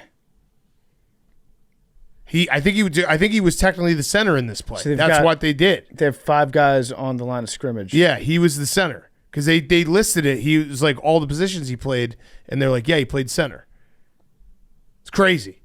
Yeah, he was in the middle. They didn't have anyone on his left side. Yeah, exactly. It's sick. So is that one of your favorite plays? Yeah. Okay. Annexation of Puerto Rico. Final plays. Nice. Nice. Hank's hot plays. Nice one. What about the fake punt? That's never been done. But it still could be one of your favorite plays. My dad says this all the time about punts. I'm meaning to say it. Every time I watch football game with my dad, he always says, why don't they just kick it without catching it? So if a punter... Oh, I like they that. They just hit it out of the air. I like that. Off the snap? Yes. Like a volley. Just like kind of like you're hitting a pitch. Yeah, if you just threw it high. Yeah, you hit high and you just kick it. I like that. I don't think it would work, but I like it. Yeah, I like it too. Is there any advantage to doing it? You get it off quicker? Yeah, get it out quicker. Unblockable. Yeah. We also had in the Oregon Ohio State game. I like this a lot. Yeah, which doesn't work anymore in the NFL because they changed the rule. But I don't think they did it on purpose. They kind of took credit for it on purpose afterwards. But the Oregon kicker just tried to kick a squib kick and kicked it so hard off of the Ohio State player that it ended up being an onside and they got recovered. I think they might have done it on purpose. I don't know. When you watch how the kicker runs up to the ball and then his reaction afterwards, I think it was executed perfectly. It like hit the guy right in his chest, right? Yeah. That's a hard thing to do on purpose, though. It is. I think he just did a great job of taking credit for something awesome happening. Putting 12 guys on the field on purpose. That's on purpose. That's also That's on the old Buddy Ryan Polish goal line. Yes. Okay. Next up, Texans Patriots. Texans 41, Patriots 21. Mayday. Hank, what do we think? It was a fun game. Did you have fun rooting for a rookie quarterback? I did have fun. I did have a moment of fear when Drake May went down. He did get pressured a lot. He did, get thrown into the fire, but he threw a couple really nice deep balls, a couple mistakes, but it was exciting. Give him a grade. I process things by hearing grades. So Hank the Scout watches Drake May today. What's the letter grade? I'm going to give Drake May a solid B-. I thought he was more like a B+ because one, you're bad interception, but that's rookie quarterbacks. He threw 3 touchdowns. 3 touchdowns. The touchdown to Keyshawn Boutte was sick.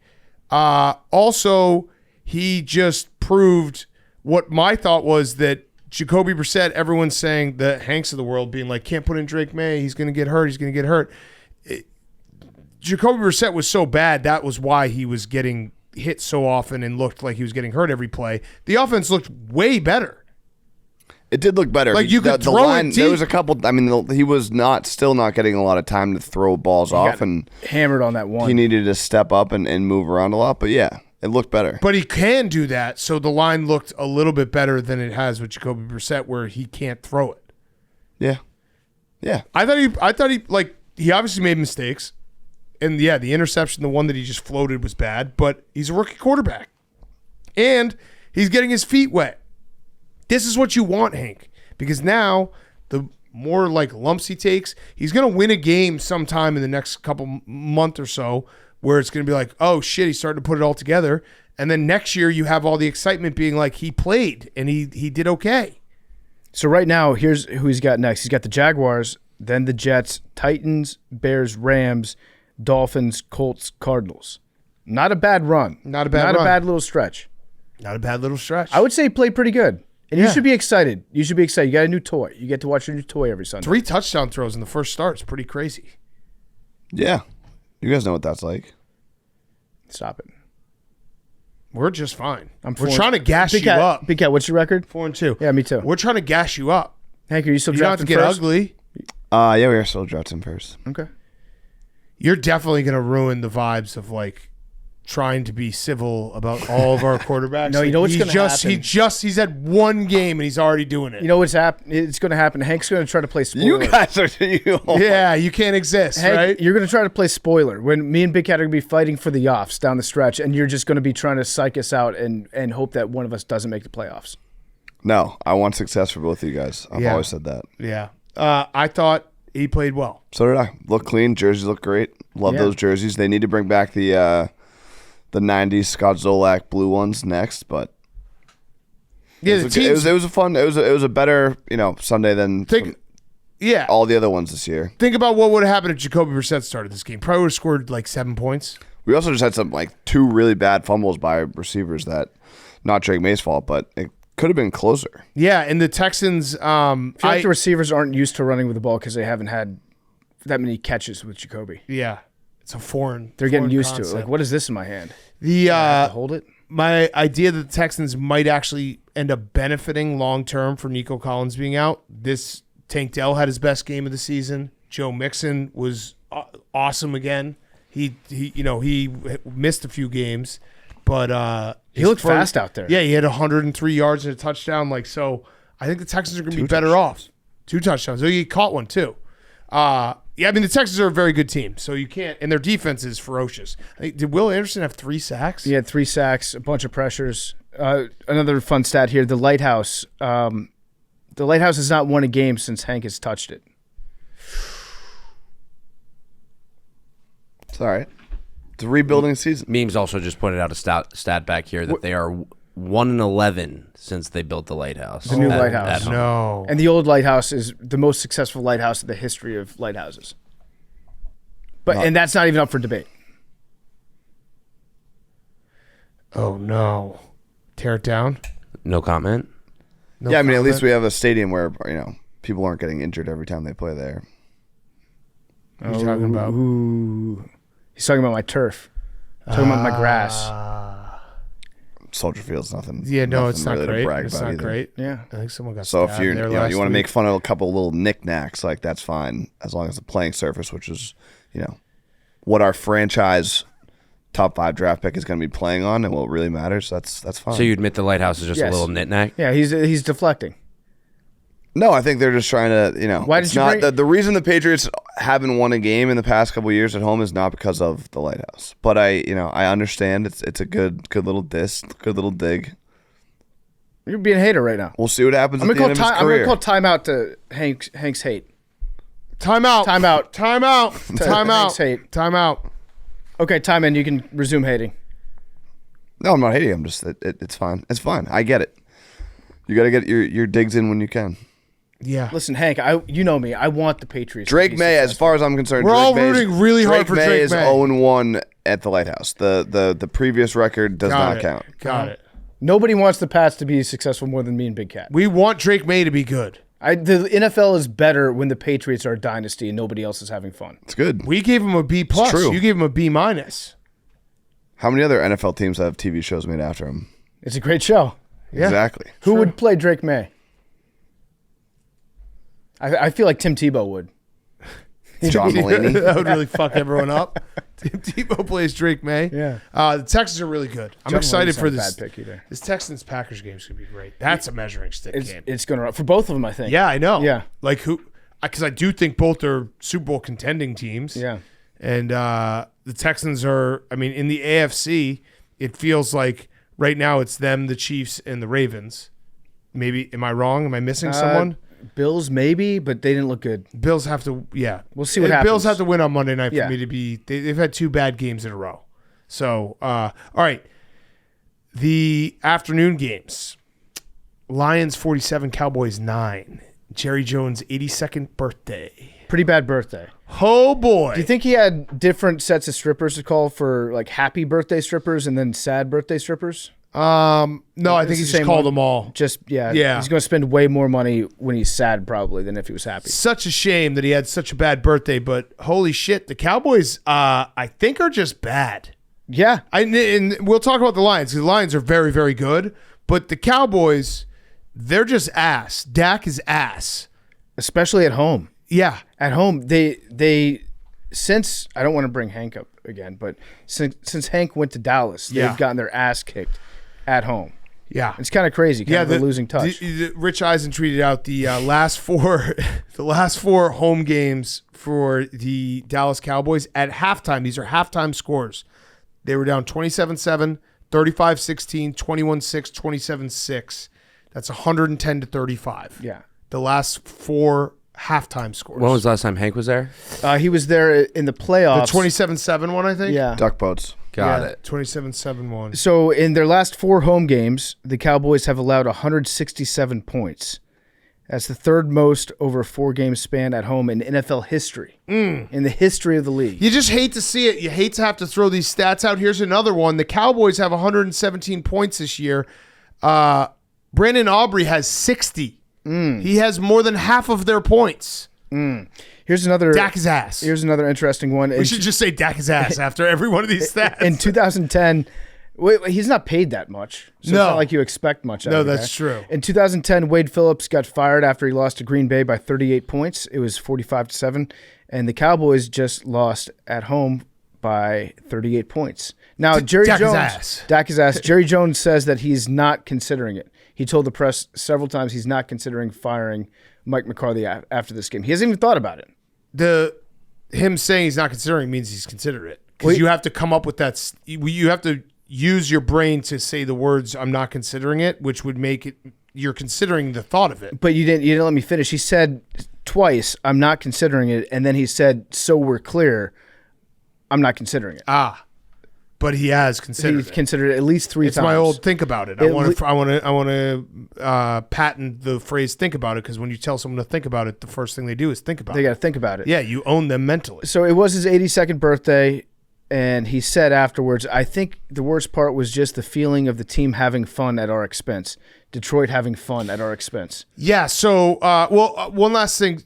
I wonder, Dak is obviously not, Well, he's ass. he's ass, but he's not, you could do worse than Dak, but he's had some big-time games where he's been ass, and he had another one of those weird, like, not on the same page as CeeDee Lamb jump balls in the corner of the end zone that kind of started the whole Jump balls. like that's the thing though, is it's like his numbers were bad today, but remember in the Packers game when everyone's like, oh well, the playoff game, oh well, his numbers weren't so bad, he put them in a hole that basically they weren't able to get out of. He was horrible that game. The Cowboys defense is bad. The Cowboys defense got absolutely torched today, and you pay Dak to stay in these type of games, and make big time plays. He hasn't been doing it. I think it's valid to say that their defense is dealing with a lot of significant injuries. Like, their defense shouldn't be as bad as it is right now.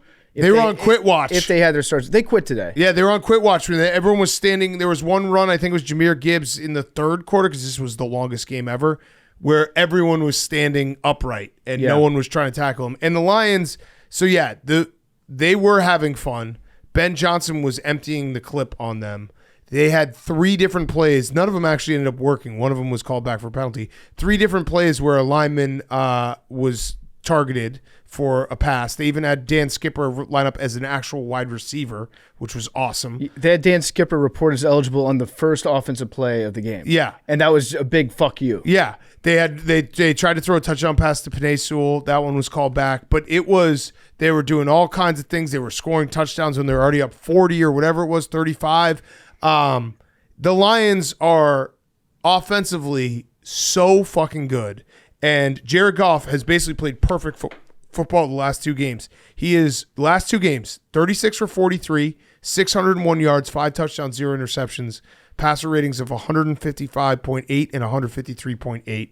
This is the first time since 1962 the Lions have 40 points in consecutive games. Yeah, they're the best. I think they're the best roster in the NFC by far. Offensively. Because obviously Defense, Aiden Hutchinson getting hurt was a big part of this game, which sucks immensely. That was bad. It looked like it was it looked in real time like it was a compound fracture. I don't think that it was. I think he snapped his tibia. They did like emergency surgery. He's out for the year, which sucks because he was on track to be defensive player of the year. And he's having that kind of an impact. And he felt you can't replace him. Yeah, he's like the heart and soul of their defense. He's the motor behind it all. So that was like one part you're watching this game, and the Lions uniforms, by the way, pop so much. I know they changed them. Well, I didn't know until I asked our Lions fan, Matt Henkel. I was like, are these brighter? He's like, yeah, we changed them. I missed that. They look awesome. Yeah, especially when the Cowboys are wearing their like very drab blue at home. Yeah. The blue of the Lions just shits on it. Did you guys see this one? Did you hear about this one? The Cowboys logo, someone sent me this meme. It's actually it's a rating. 1 star. Oh, no. 1 star out of 5. You know who else made people wear 1 star? Yeah, I do. Jerry Jones. Jerry Jones did. Jerry Jones. But yeah, Aiden Hutchinson. Also, the sun in the stadium that Jerry Jones designed is so dumbest thing ever. It's so funny. It's ridiculous. Jerry Jones designed basically just a huge monument to himself in the middle of Arlington, Texas.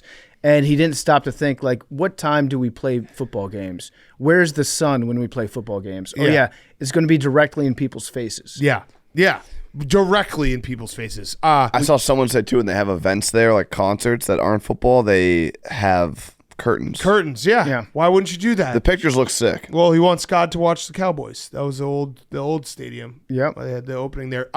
It sucks really bad, though, for the Lions with Aiden Hutchinson. Fun trade that I don't think is even possible, but would be awesome. Why don't they trade for Max Crosby? Yeah. The Raiders are going to be – the Raiders are bad. We'll get to the Raiders. They're Son Reddick. But Max Crosby has ties to the area. You always have to think about that. Like it's Aiden Hutchinson going down is obviously devastating for the Lions defense. And fans, as good as this game was, you're walking away being like, damn, what just happened? Eastern Michigan – Max Crosby coming back to Detroit area, but I guess the only silver lining is it happened before the trade deadline, so maybe you can figure out a way to do something because you are a Super Bowl ready team right this second. Yeah, you can't replace him. He's so good. He's playing at such a high level. You're not going to find anybody out there that is going to replace Aiden Hutchinson. I mean, Max Crosby is probably about as close as you can get. Yeah. He's elite at what he does. I still think that the Lions are good enough to still. We can still say I think they have the best roster in the NFC. Yeah, I just don't. I think their defense is going to be it. Their defense is going to struggle. Like that is the heart and soul of their defense. Yeah, and they were a little thin on the defensive line anyway. Their offense is just so loaded, and Tim Patrick has basically just become Josh Reynolds, which is funny because Tim Patrick was on the Broncos, and now Josh Reynolds is on the Broncos, but we going into the season, we're like, the Lions have all these weapons, everything should work. They don't have that third receiver that should be able to get some of these yards for him, and Tim Patrick looks like that guy for him. Yeah, Jameson is never going to be that guy. That's like a possession receiver. Although he's starting to run different routes. Although if you've seen him the last few weeks, yes, he has learned how to turn. Yes, which is important. And so he is doing a couple comebacks. They're using him in different ways besides just like an end around, a reverse, or just a deep shot. They are mixing it up a little bit. Yeah, they had him on like a slant for about 10 yards today. It was like, ooh, that's interesting. They're slowly introducing him to turning. That's what they did with DK. Yeah. It worked out pretty well for him so far. But yeah, the Lions on offense today, the shit that they were doing, it was like part trolling, but I think it's like Dan Campbell, he tells Ben Johnson what plays he wants to see, like what guys he wants to see featured. Like he is mapping his entire offensive game plan around who he wants to give the game ball to in an emotional ceremony afterwards. Well, the crazy thing about today and how good the Lions are is they had 6 guys go for 50-plus yards on the line of scrimmage, and Amon-Ra wasn't one of them. Yeah. That's how talented they are. Yeah, it's nuts. And the play to Penei Sewell, this is what we said. I think we said that last Wednesday after Travis Kelce did his rugby shit in the Monday Night Football game. The next iteration is going to be doing that play but hitting a lineman that's running downhill. Yeah. That's what they tried to do with Penei Sewell, who, by the way, looked like a running back when he got it. tucked the ball, dove for the goal line. That firmly stands as one of those plays that's like, it was so cool. Pick the fucking flag Yeah, up. pick the flag Pick up. the flag up. You deprived us of a football moment, Yeah. referees. And the flea flicker to Laporta. The flea flicker was sick. Yeah. Yeah, it's just, the Lions are a juggernaut on offense. They're very fun to watch. Also, it was nice seeing Cooper Rush is still around, getting in for whatever the opposite of a victory cigar is. Yeah, Cooper Rush and Hendon Hooker. Yeah. Was the end of this game. And Hooker got in at the end. And I realized when I saw Cooper Rush out there, Jerry Jones has a thing for ginger backup quarterbacks. Yep. He had Brandon Whedon. He had Andy Dalton, Cooper Rush, and Jason Garrett. Mm-hmm. The man just he looks at a redheaded football player. He's like, that's my backup quarterback. Yeah. Oh, such a shame they lost on his 82nd birthday. I know. And in this way, they're not a good football team. No. 167 points is what they've allowed at home in the last 4 games. It's crazy. I don't know what. Maybe it's. They don't have depth. They have a lot of injuries. They pay a lot of top end guys. But they're just not a good football team. No, and it's such a shame. I hate every second. Hate to see it. Is that? Imagine being I guess you can't really say imagine being Jerry Jones for a million different reasons. Yeah. But imagine being Jerry Jones. You buy the Cowboys. We talked to Skip about this on Friday. You buy the Cowboys. First 5 years that you buy the Cowboys, you win a Super Bowl. Then you win 2 more. Never again. Yeah.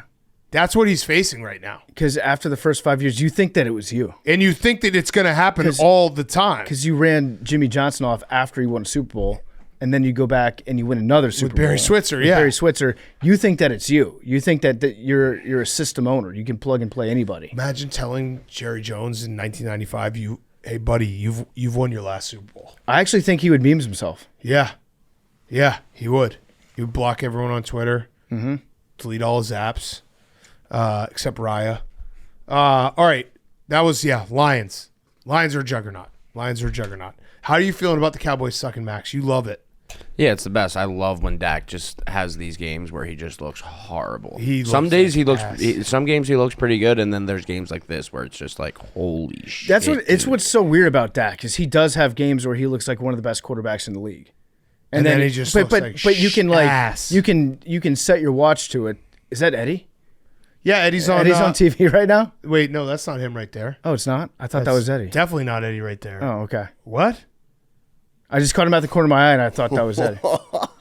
Eddie does do TV on oh wait, were you talking about there? Yeah. Oh, we thought you were talking about You there. thought I was talking about Dave Wanstead? No, I know the guy with Dave Wanstead. Oh, no, yes, that's Eddie, is right? there. Yes, Okay. Eddie's there. Eddie's having a good time. Yeah. Yeah, he's doing Fox Chicago. Yeah. I was like, if that's Yeah. not Eddie. Yeah, Eddie's been doing for people who don't know, Eddie's our coworker.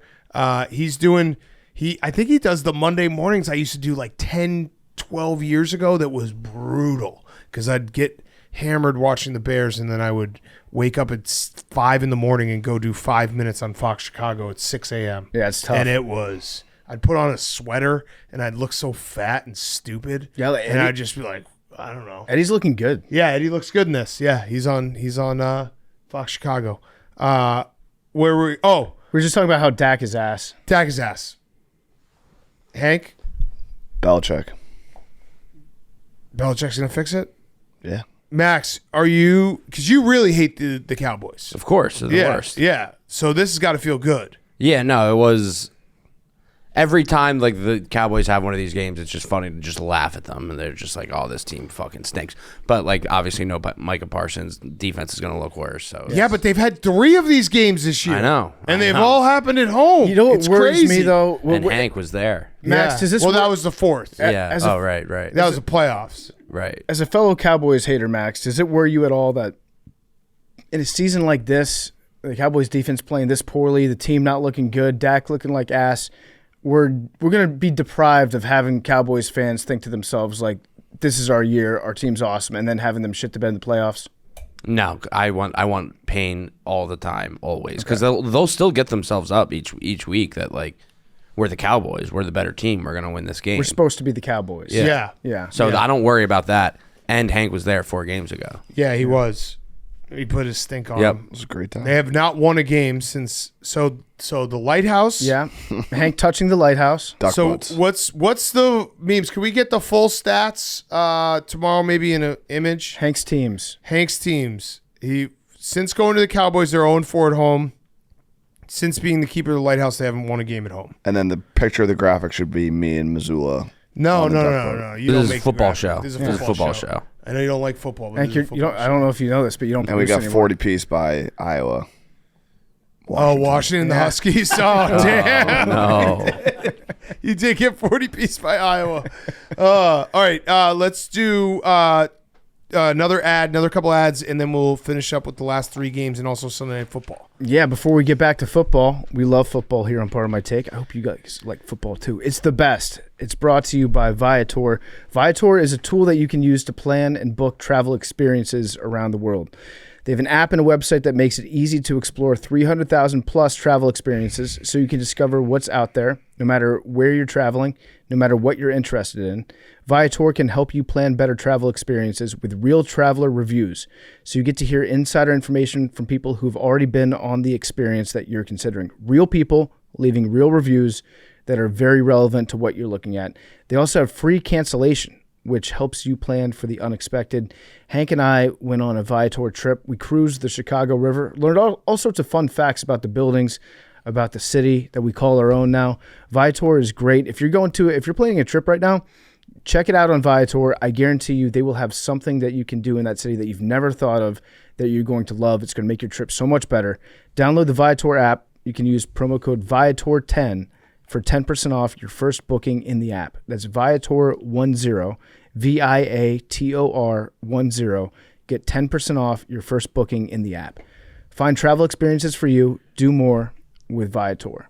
This episode of Part of My Take is also brought to you by our good friends over at Uber Eats.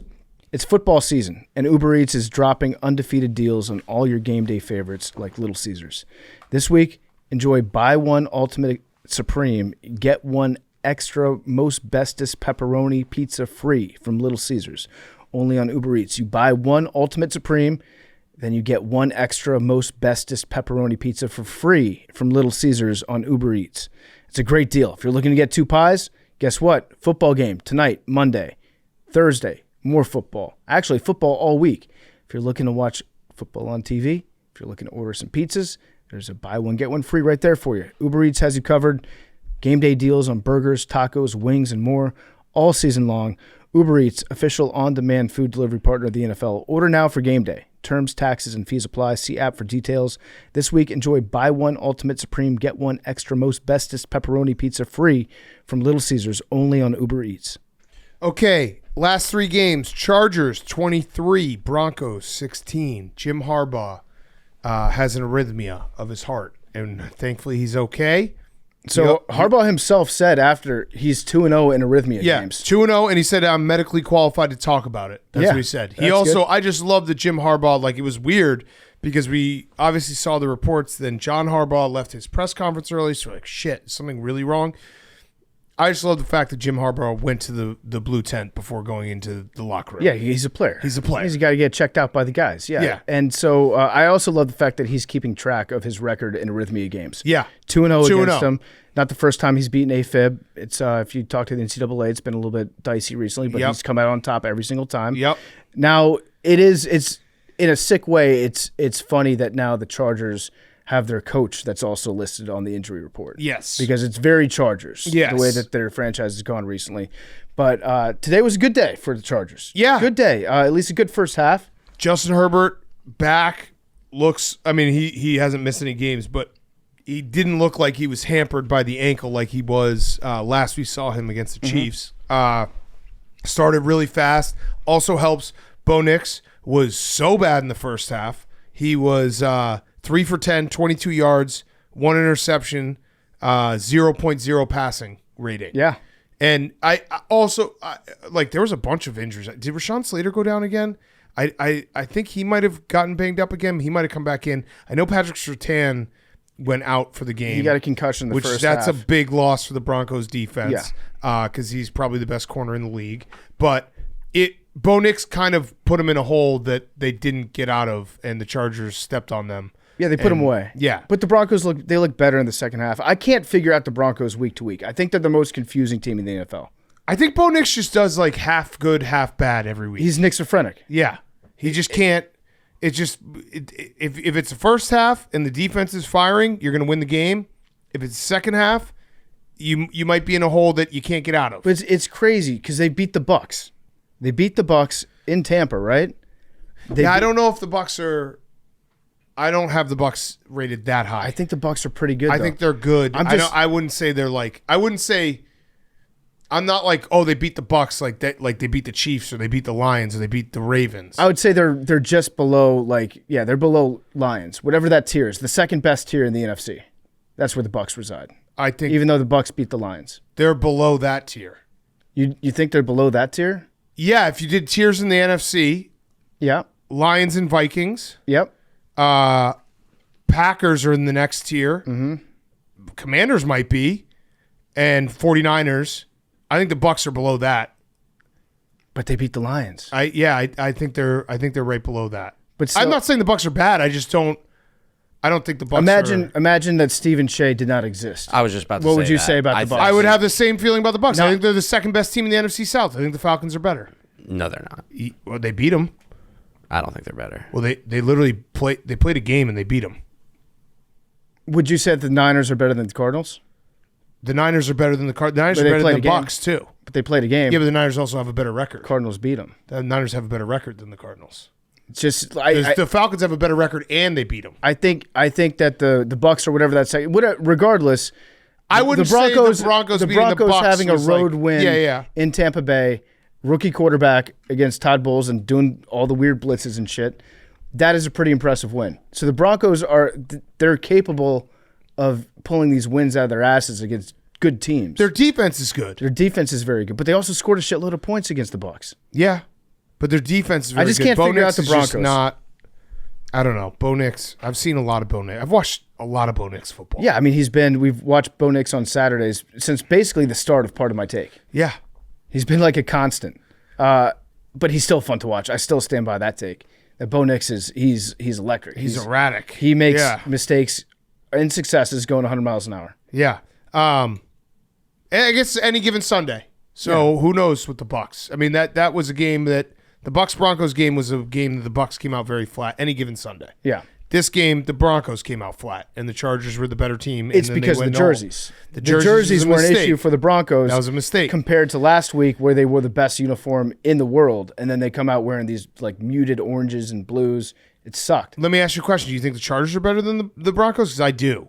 So, like, I think the Broncos are like a frisky team that is probably not a playoff team. I think maybe they're probably the third best team in their division. They are the third best. I think the Chargers, they are certainly like riddled with injuries, and they don't always have like their most talented guys on the field. But I think that they're a more consistent football team. Also, it's a rookie quarterback, which I'm like Bo Nix deserves. He had a bad first half. He played well in the second half. That's what I'm saying about the Broncos. I'm not saying the Broncos are good. I'm not saying that at all. In fact, I'm saying I can't figure them out. Yeah. I don't know what the Broncos are. I think they're exactly like a 500 type team. They're like crazy inconsistent. And when they're bad, they can look like one of the worst teams in the NFL. Yeah. And then when they're at their best, it's like, holy shit, this team is feisty. And I do think the Chargers are good. I think the Chargers were really banged up when they lost to the Steelers and the Chiefs. And now that they had a bye week and got healthier, I think the Chargers, I would feel more confident being like the Chargers will be a team that's in the playoffs than the Broncos. So I have a question for you, Big Cat, about our good friend Jim Harbaugh.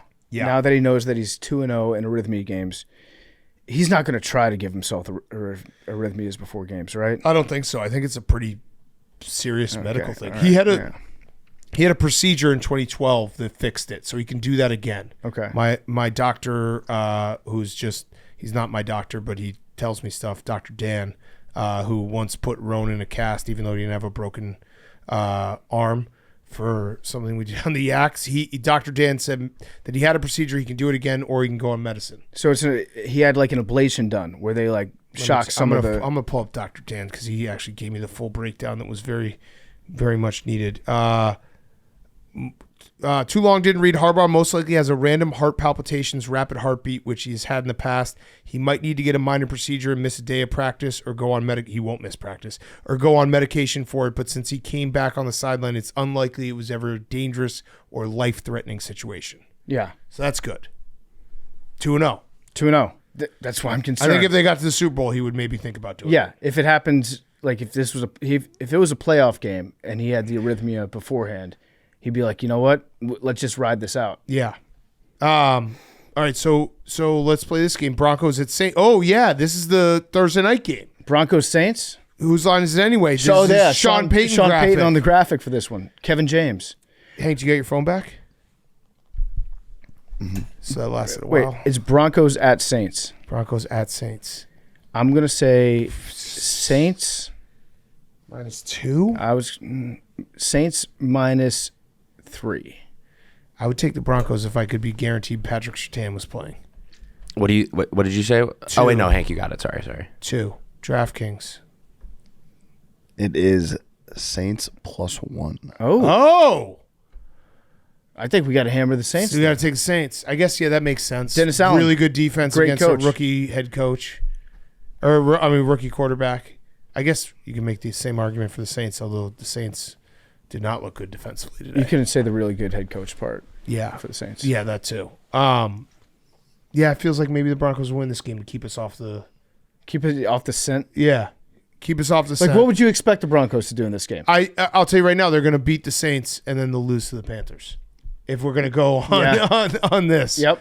Yeah. I could see that. And then somehow maybe beat the Ravens. Sean Payton's going to break out all that, the weird shit that he pulls out every now and again where he has like a kick returner lie down in the end zone to try to blend into the letters so they can't see him when he's returning it. Yeah. There's going to be, Sean Payton's going to empty the bag. And Bo Nix could end up being good because I do think Sean Payton is good at coaching quarterbacks. This game, like the first half, Bo Nix put them in a hole that they couldn't get out of. Mm-hmm. And that was kind of it. Because they made it interesting at the end. It was very interesting. Yeah, they were double onside kick. Yeah, so I don't know. Broncos, I still think their defense is elite, especially if Patrick Surtain comes back. All right, next game, Falcons 38, Panthers 20. I got a question. Why don't the Panthers just put Bryce Young back in? Yeah, at the end of the game when it was pretty far out of hand, I thought the same thing. They were just kind of driving for no real particular reason. Like Andy Dalton the offense isn't really the problem with the Panthers. It was when Bryce Young, I get that. Their defense is so bad that I don't really know who can play quarterback that would be able to have them win games. They're not going to win games. Why wouldn't you just have Bryce Young and see if maybe he can get somehow better? I know that it's probably, you're wishing on a lottery ticket, but what's the point in not playing him when you're not going to do anything this year? I have a theory. I think that the Panthers might be holding out hope that they can get something for him at the trade deadline. And I don't know what it would be. In my mind, since I've gone so long without watching Bryce Young play, I don't think he's as shitty as I did in his last game. Yeah. Like he's gotten better in my dumb brain over the last couple weeks because I haven't seen him play. I think the Panthers are hoping that other GMs around the league forget how bad Bryce Young was, and then they're willing to give up, I don't know, like a 5th round pick for him. Yeah. Did you see the clip of Andy Dalton teaching Bryce Young how to do fist pumps? No, that was very cute. I didn't he was showing him how to you don't go up, you go like this. I saw them joking around a little bit on the sidelines. Yeah, they were frisky in this game in the first half. Bryce was smiling. Yeah. I don't think I've seen Bryce Young smile in the NFL before. I just don't understand. It's not a Colts situation where the Colts could conceivably go to the playoffs with Joe Flacco. The Panthers are not going to go to the playoffs with Andy Dalton. Right. That's not a knock on Andy Dalton. He played okay today, and their offense did okay. Their defense is just so bad. So why wouldn't you just have Bryce Young play if you're probably going to get rid of him anyway? Like the gambler in me would be like, what if a 1 in 100 chance he just something clicks and he's good? I think what they got to do is put him in for like a special design trick play that is going to work. Get his confidence. Get one good play and then take him out again. Yeah. Be like, Bryce, we're now in the business of hearing offers for Bryce Young. Yeah. I don't think that there's any real – they're not going to bring him back in to try to just win football games, I don't think. I think that they're going to. But why? But you're not going to win football games without him. Right. Well, this was like the whole argument for should you bench Bryce Young to begin with. Right, which I kind of understood to begin with just because it was week 3 and you're 0-2 and maybe Andy Dalton is so good that you start winning games, and they won the first game that Andy Dalton played. Now it's week 6, you're 1-5, you're not going to do anything this year. You're further down along the line. Put him back in. I think they might be taking calls. Yeah. The Falcons, by the way, are the 2nd seed right now if the playoffs started today. The Falcons they got a lot of weapons. I think the Falcons are good. I don't know. I mean, their pass rush still doesn't get sacks. They should have beat the Chiefs. They should have beat the Chiefs. But then you could also do the argument that they should have lost to the Eagles. True. And maybe the Bucs. Yeah. And maybe the Saints. I guess the good thing about the Falcons today is they played a game that wasn't a heart attack. Yeah, it was good for them. Also, the drum got broken again. Oh, no. And I think now that brings the Panthers to 0-3 in games when the drum gets broken. They keep pounding drum. Oh, no. The Saints offense, 2 good running backs. The Falcons, yeah. Sorry, Falcons offense, 2 great running backs. Drake London is a beast. Yep. Kyle Pitts is getting the ball sometimes. That's good. I'm out on Kyle Pitts. It's nice to see that. Not DJ Moore. Mooney. Yeah. Mooney looks good too. He looks better than he has. Ray. They're doing everything. So yeah. I do like and Kirk looks better. Like it feels like every week, Kirk Cousins looks like he can. I don't know if it's put more pressure on that foot or just move quicker off that foot. But he looks healthier. This was a game too where I felt like the Falcons could easily lose this game if they were the old Falcons, just because that would make sense, like a Thursday night thriller. They come back, they beat the Bucs, and what happened? They just lost. In the first half, I think they were down 7-0 in this game, and it was within 1 score in the first half, all the way to like the third quarter. But yeah, they took care of business. So good for the Falcons. They took care of business. They ran the ball well. They scored, I think, more points today than they ever did in the previous regime's era. So their offense is, I mean, the Panthers can do that. You're going to love playing the Panthers, by the way. It's so much fun. I can't wait. It is. And I did see one person say to me on Friday, they're like, can you just please be a little nicer about the Panthers because it's so bad? Yeah. I think we've been pretty nice, though. Like we've I don't know what to say. We've sympathized with Panthers fans. Your owner sucks. Knowing just what a shithole you're in right now. It's not your fault. It's definitely not your fault. It's not your fault. You have your first-round pick this year. Yeah. That's huge. You don't have your second, but you still have your first-round pick. And things can get better. It's the NFL. Teams go from worst to first all the time. All the time. And listen, I was stuck in a hellhole with an owner that I thought I would die before he died. Yeah. Things can change. Things can get better. All right. Last game, Steelers 32, Raiders 13. Steelers defense back after kind of getting run on by the Cowboys in that game they played in Indy 2 weeks ago. But they were all over the place. 3 turnovers, block punt. TJ Watt's a monster. The punches today. Punches were incredible. Najee Harris was running harder than I think I've ever seen him run. It was the White Sox. That was the first touchdown by a running back for the Steelers this year. Was it really? Yeah. That's wild. Crazy. And it was a long one, too. Yeah. He had 106 yards, but the Steelers, it's just Mike Tomlin just needs to be in a spot where there's adversity. He can never get too far. The 3-0 start for the Steelers, Mike Tomlin was not comfortable. So he's 5-2 now against the spread when he's a road favorite over the last 4 seasons. That's good to know. Good for Mike. Russell Wilson looked like he thought that his number was going to get called at any given snap. I thought his number was going to get called. Maybe that was because Jerry kept on yelling to us that it's time. This time he had his helmet on for the entire game. Yeah. Like he was ready to go. Like he had been told, hey, Russ, you're in. Go get it. Justin Fields did enough with his feet, and Najee Harris, like I said, was running the ball, and they had some short fields. And the Raiders, it's bad. It's bad. It's bad. I've got an interesting stat here for Mark Davis coaches. Yeah. So the coaches that have been hired by Mark Davis, non-interim coaches, 64 and 102. Oof. That's a 38% win rate. Oof. Interim coaches are 17 and 18. Ooh, so basically 500. But that's still a lot better. That's a lot better. The Raiders need to have just an ongoing cast of interim head coaches. If you win, you stick around. And then when you lose, we'll just hire another interim coach. Yes. So we've made the connection before that the Chiefs are the new Patriots, and we've talked about all the different ways. Thief of joy, Patrick Mahomes. Doesn't really matter how they look in the regular season. They won a Super Bowl last year where they didn't look good in the regular season. We got another one that we're going to throw in there for the Chiefs being the new Patriots. This is the theory that's going around. When the Patriots were really running well, it was always something would happen, and they'd be like, Belichick again, even if he had nothing to do with it. You know, his coaches would go and suck somewhere else. Yeah, he would send them to sabotage other teams. Belichick did it again. Yeah. Right. The new theory is that the Chiefs did it again because if they don't lose that Christmas Day game to the Raiders, Antonio Pierce probably doesn't get hired. Yeah. So they basically got Antonio Pierce hired, and now the Raiders are in this spot. I kind of like it, where it's like they're the boogeyman. Whatever, you could just spin any bad thing that happens to the Chiefs. Actually, that was them playing the long game. Galaxy brain shit. Yeah, Andy Reid was playing 7-dimensional chess. He's like, if I lose this game, they will have to hire Antonio Pierce, then I can beat and the him Raiders twice will a year. still be bad. Yeah. Or if the Chiefs don't lose that game, who knows if they win the Super Bowl? True. Who knows if they are just like complacent going to the playoffs? Yeah, it's tough for Raiders fans because not only do you have a team that's no fun at all to watch, you probably have the least interesting quarterback controversy in the NFL. Yeah. And I don't know what you do about it. I don't either. You said Devontae Adams likes AOC. Yeah. Do you know why? I don't know why. I just heard that. Did you see anything today where you're like, yeah, I could see if the Raiders had Devontae out there, this is a different game? Nope. Do you want to play a fun game called Let's Find the Next Raiders Win?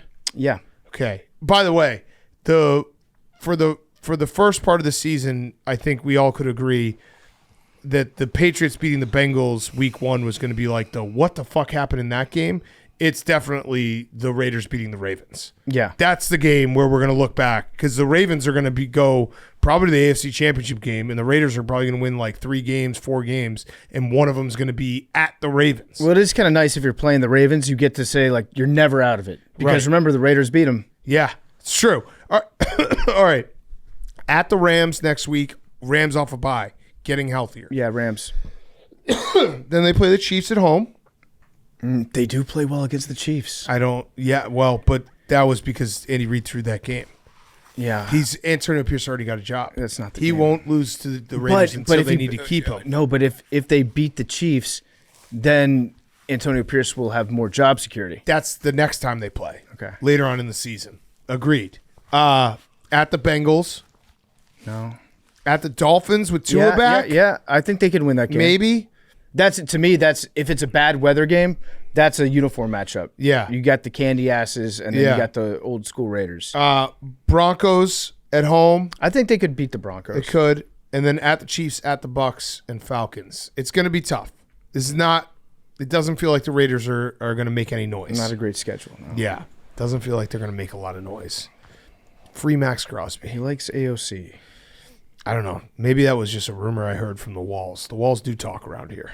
But Antonio Pierce, he's reached that point as a head coach where he's just trying anything different. Yeah. Like he knows what I just saw doesn't look good. Let me see if I can change something, even put in a worse player, and maybe somehow we'll get better. Yeah, just change up the look. Can we lose in a different way this week? Yeah, he's basically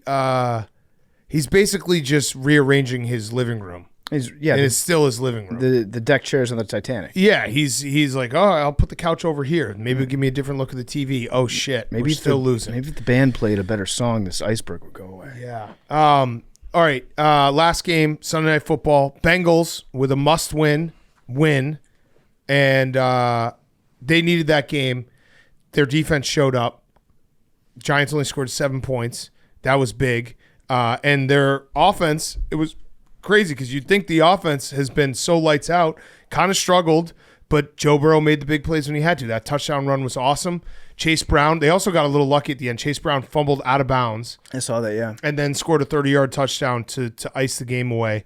But yeah, that was like a hard-fought game that the Giants are frisky. Dexter Lawrence is a fucking monster. Yeah, I feel like he sacked Joe Burrow like 100 times. Their defensive line is good. That's not like a fluke. They've got we have Thibodeau was out today, right? Yep. But he's probably going to be coming back in the next week or two. Yep. The defensive line is very, very good on the Giants, and when they get Malik Neighbors back, that's going to be big too. Yeah, and credit to the Bengals defensive line because they finally showed up too. Trey Hendrickson played well. B.J. Hill played well. Like that's what they've been missing is their defensive line has been bad, injured, but also bad. And now the Bengals. I mean, we still believe in the Bengals.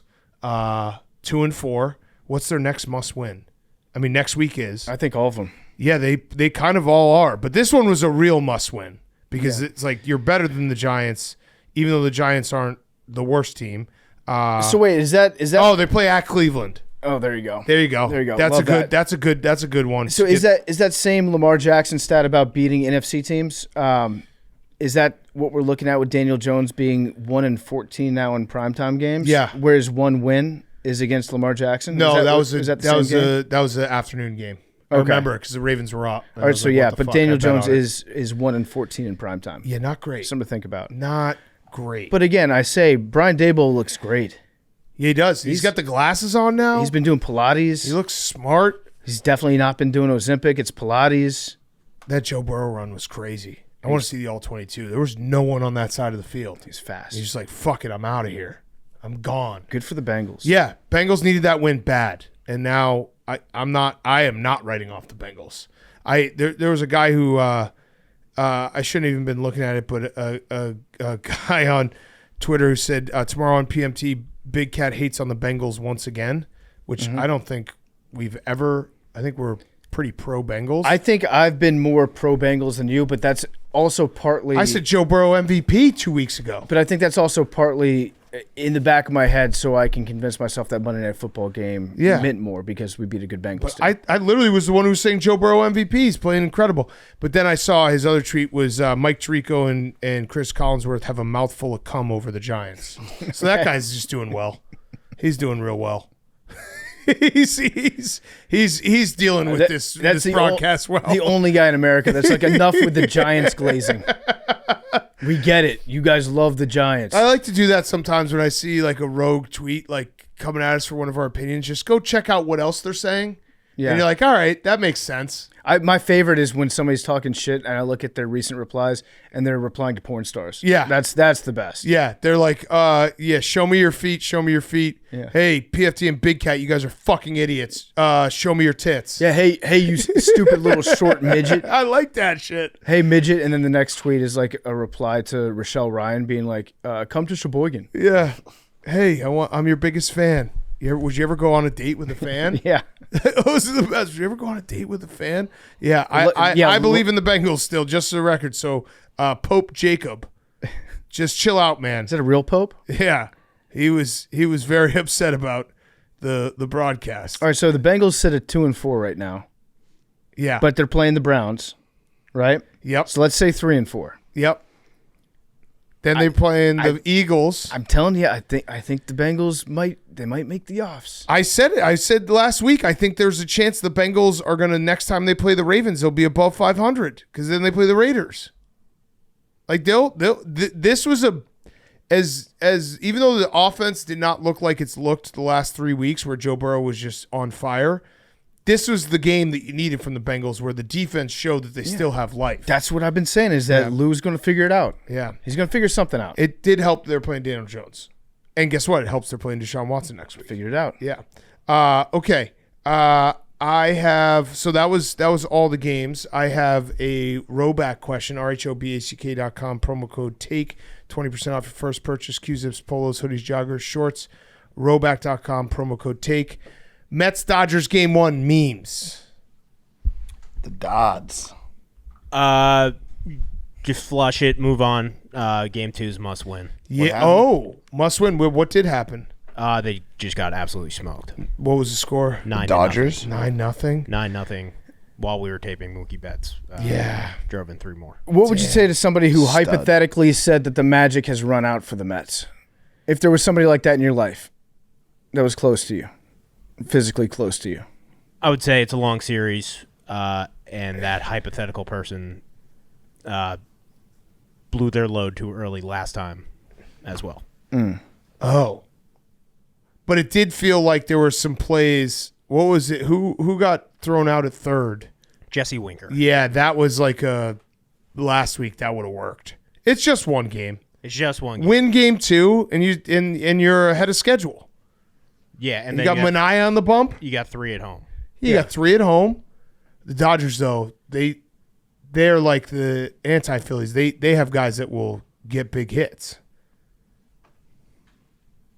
Everyone says that about the Dodgers in the playoffs. Well, I'm just saying they've so far they've gotten guys that have gotten Yeah. big hits this year. Have they not? Yeah, I mean it's the Dodgers. It's Okay. not like the Dodgers are historically good in the playoffs. No, I know, but they're getting getting big hits. They have won a World Series more recently than the Phillies have. That's COVID. true. COVID.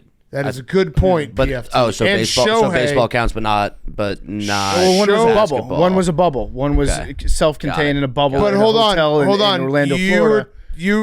now If you're COVID right. was such a big You're deal, right. would they have let Magic Johnson down there for the trophy ceremony without a mask? Max? I don't care. Max, question. You're right. You got me on that the Dodgers have been chokers in the playoffs. They have Shohei now, Yeah, this is his first playoffs. and he's been pretty good in these playoffs. He's been okay. I mean, he's been pretty good. He went. You 2 can for be 4 unbiased tonight. now, Yeah. Max. You can be unbiased. I am. now, Max. This is being unbiased, but I just wanted to. The Dodgers lineup is scarier than the Phillies. On paper, Yes. Total lineup. And also, Yeah, that the but like going into that Phillies Mets series, Big Cat, you could when say the same manager thing. hands in the lineup, what does he usually write It's that usually on? on paper. Yeah, I mean, you guys have say Max, what's something's your better on paper in like every show. what's your end game here though? Is your end game you're rooting Yeah, against? don't you want the Mets to you're lose? rooting- I do want the Mets to but lose. I So think then what are you he's doing? rooting against the Dodgers because he wants the Mets to lose in the World No, I Series. just did, you started talking shit, and I wanted to, I'm not talking shit. You I'm were just talking saying the shit. Dodgers, like Shohei, is a game changer. So is Bryce Harper. Okay. Bryce Harper's out of the playoffs. Correct, but he was talking shit. But Max, you want? I think I know what you're saying. You want the Dodgers to lose, so that the Mets can make it to the World Series and have an even more heartbreaking loss. No, I did say that going into this game, and then I watched the game, and I was like, I can't have Mets fan. I want Mets fans to cry. Out right now? I was watching all of the clips of that cave, being so happy. Oh, they were fighting with each other. It was the best. That's got to make you feel good. There was one part where they were not gonna just, bring your you friend could back. you could just hear the excuse me. It's not going to bring your friend back. Who's my friend? He's saying The we don't Phillies. have to bring others down to build ourselves up, Max. Oh, that's exactly what you do. 100% you have to do that. Yeah. It's all you have left. Yeah, of that's course. what sports fandom is. That's why Hank is just rooting against every single team in this podcast. Yeah, he might be No, rooting. no. He might No be. one wants no one wants Yep, the see? Bears and the Commanders and to Hank, do better and than Hank, me. yeah, and Hank I've might said that all start the rooting. time. He might start rooting for the Mets just to stick it to you now. Right, I think so. No, I was rooting for the Phillies. The Padres went out sad though. The Dodgers just squashed them. 24 scoreless innings. And so the Tigers went out sad too. Skubal, that grand slam, that was hurtful. So the Guardians now play the Yankees game 1. It's all eyes on New York for Columbus today. Day. Yeah, Columbus Day. It's the Mets, then the Yankees, then the Jets and the Bills. Pretty good day. Pretty crazy day. Also has the potential to be a pretty bad day. What were you gonna say, Hank? It's impossible. What? You can't parlay all 4 to lose. Oh, you want to parlay the Jets and the Bills to lose? Tie. So you let's look at your DraftKings real quick. What a tie What is? would it be? No, yeah. What he wants to do? The Dodds. He wants to do the Dodds.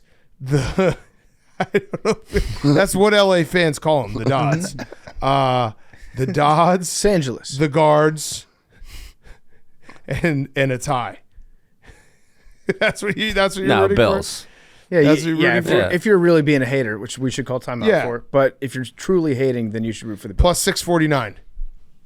That's it? No, not tie. The Bills, the Guards, and the Dodds. All right, I like that. Plus But 649. I'm rooting for you, memes. The hater parlay. I'm just engineering ways to figure out how bad you're going to suck. Playoff baseball's been great, though. It has. Max, are you calm now after Ask Crack? Yeah, I feel great. I mean, it was an electric show.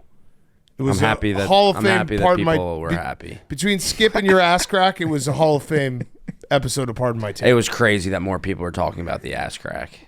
My fucking asshole. But you have to understand, I watched that clip 1,000 I was times. showing it to random people. Yeah. I was like, look at this. I just woke up on Saturday morning. It was like the gambling account tagged me, or not gambling, college football show was like Philly Mays still catching strays, and it was just Big Catch putting the phone right in Dave's face. Like, look at my boy, Max. He was so upset about his ass crack. Yeah. I was like, look at my guy. He gets so angry. He's so Italian. Have you thought about throwing out those underwear? Yeah, I still haven't unpacked that bag, to be honest with you. I got to do that. Like mentally? Yeah, I was going to say, it sounds like you're talking about your psychology. Can we frame it and put it in the studio, please? Frame my... Yeah, I would like to frame your underwear and put it in the studio. Why don't we just get a picture of his ass crack? Can you say what Pug said to you? What did Pug say to you? He was like, why don't you just like rip a really good belt? That's a good question. Yeah, those pants don't have belt loops. And you've dealt with it by just becoming the baggiest person in the world today. Yep. Let us know. No ass cracks. I watched the clip a bunch. I was thinking about designing maybe it's just some t-shirts that say "My fucking asshole?" ? If you guys would buy that, let me know. Reach out. We'll try and make that happen. No one would buy that. Maybe just a picture of his face right before he hits the camera out of Duke's hand on the front, and then just his ass. Oh, what if maybe it's just MFAH? I wonder if our merch team could figure out a way to sell boxers that are just Max's ass? Yeah, no, it's the ass and the rip. Yeah. So they're like. See, the thing about Max, 100% of the time that you're on a stream with a team that you care about, you provide a moment that is just like, what the fuck is this guy? It's awesome. It's the best. You have a secret talent. You don't try to do any of it. It also is talented guy. You remember when you spat on me? Max, that was bad. It also is the curse. No, this is. I think it was the Phillies against. Was it Phillies Nats or? Yeah. No, it was Phillies in the playoffs. It was last year. It was last year. No, Yeah. 2 years ago. And he got excited because I think they hit a home run. And he stood up and he said something. Wasn't careful with the lips, and a big thing. Yeah, of just flew spit out. all over Yeah. him. I think it was in this gambling cave. Yeah. I thought it was in the New York game. It was in New York. It may not have been Phillies. Maybe Max, you also. I mean, you know this, but last week was a perfect example. The curse of working at Barstool Sports is when your team has epic heartbreak, it's actually like good for your career in a weird way. It's fucked up. Don't shake your head, Hank. Don't fucking shake your head. That does not apply to you. That does not apply to you.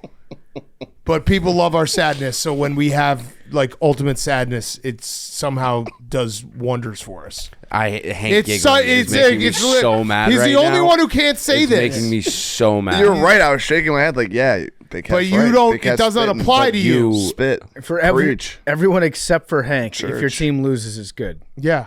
For the longest time, the highest rated episode of Pardon My Take was a Mike Florio episode, and we were like, Florio doing numbers, and then I realized it was right after the double doink. doink. Yeah. All right, let's do Who's Back of the Week. We'll finish up. Coors Light. College football is never short on intrigue, especially when they're iconic rivals, but you can add to the excitement on Saturdays. Coors Light teamed up with DraftKings for the free-to-play college football pick'em pools, where you pick winners for a chance to win big. When the rivalries heat up, it's time to choose chill and then reach for an ice-cold Coors Light when you're looking to keep it chill. There's only one beer to choose. Coors Light, the mountains on the bottles and cans even turn blue when your beer is cold. Coors Light is mountain cold refreshment. Coors Light is cold lagered, cold filtered, cold packaged. When the college football rivalries you're watching heat up, choose chill with Coors Light and DraftKings. Get Coors Light delivered straight to your door with Instacart by going to CoorsLight.com/take. 21 plus eligibility restrictions apply. Void where prohibited. See terms at DraftKings.com/Coors Light. Pick 'em. Celebrate responsibly. Coors Brewing Company, Golden, Colorado. Hank, who's back of the week? My Who's Back of the Week is this league. Yes. NBA preseason ramping along. I will say I have been watching. There's a lot of episodes, so I'm not finished with it. But the NBA Starting 5 show on Netflix, that's like their F1 version of their Drive to Survive. Who's in it? Very, very good. It's Anthony Edwards, LeBron, Jimmy Butler, Tatum, and what's his face from the Kings? De'Aaron Fox? Sabonis?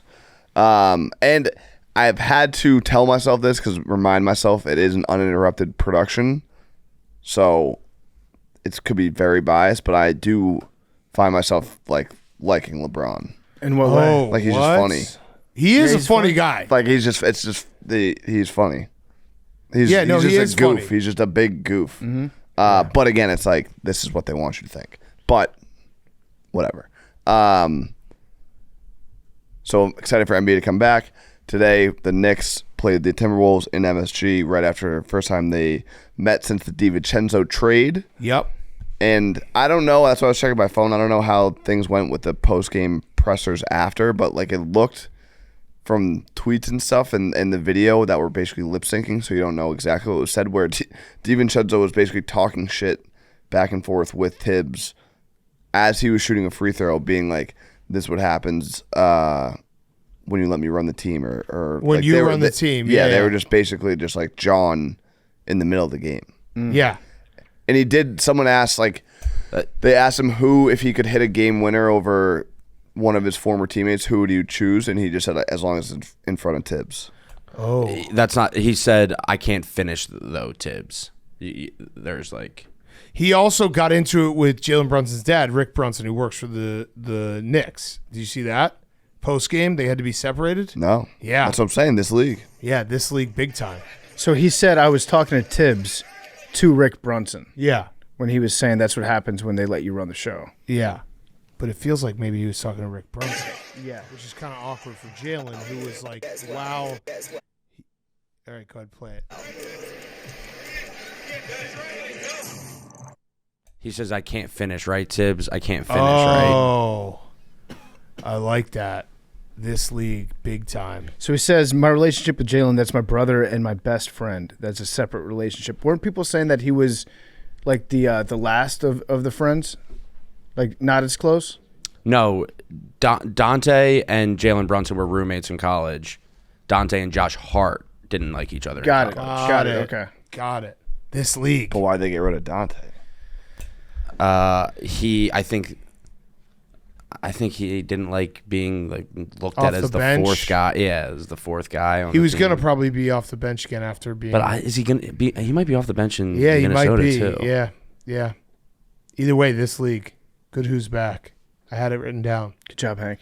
PFT. Hockey's back. Yeah. Hockey's back, and the Utah Hockey Club is good and Yeah. fun. What is it about hockey that makes the new team so much better? The draft. I think they changed the expansion draft this year, didn't they? I don't know. I know the Vegas one they did. I always thought was crazy. Where it's Yeah. like you can protect like 2 players basically. Yeah, so they got Fleury. Yeah. Which is wild. But yeah, it feels like expansion teams in the NHL are just they don't go through those same growing pains that other sports do. But my other who's back is the U.S. men's national team, because on Saturday night during the college football madness, we had our debut with our new coach. We won 2-0. What did we? Panama. What was the It tournament? was a friendly. It was Oh, a okay. friendly, but we won 2-0, and then we got Mexico in another friendly, I think on Tuesday night, and we looked good. We dominated just in terms of time and possession, everything. They had a couple counterattacks, but overall, I think he looks like a good coach so far.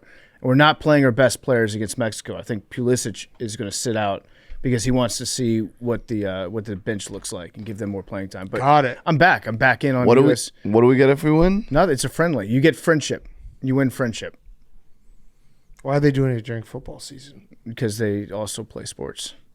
It's a different sport. But like during Saturday football, Oregon, Ohio State. Yeah, I don't know if the guys that run U.S. soccer are looking at They the should slate. probably figure that out. They were, yeah. I would have maybe tuned in if it was like a Wednesday afternoon. I had that on alternate screen, but it was good. It was good. You should be excited if you're an American and you like beating teams in sports that the rest of the world cares about. I do. Yeah, like when we win the Presidential Cup in golf or whatever that we don't give a shit about, and we beat the rest of the world. That feels good as an American. I want this guy to be good. My whole take has always been if the U.S.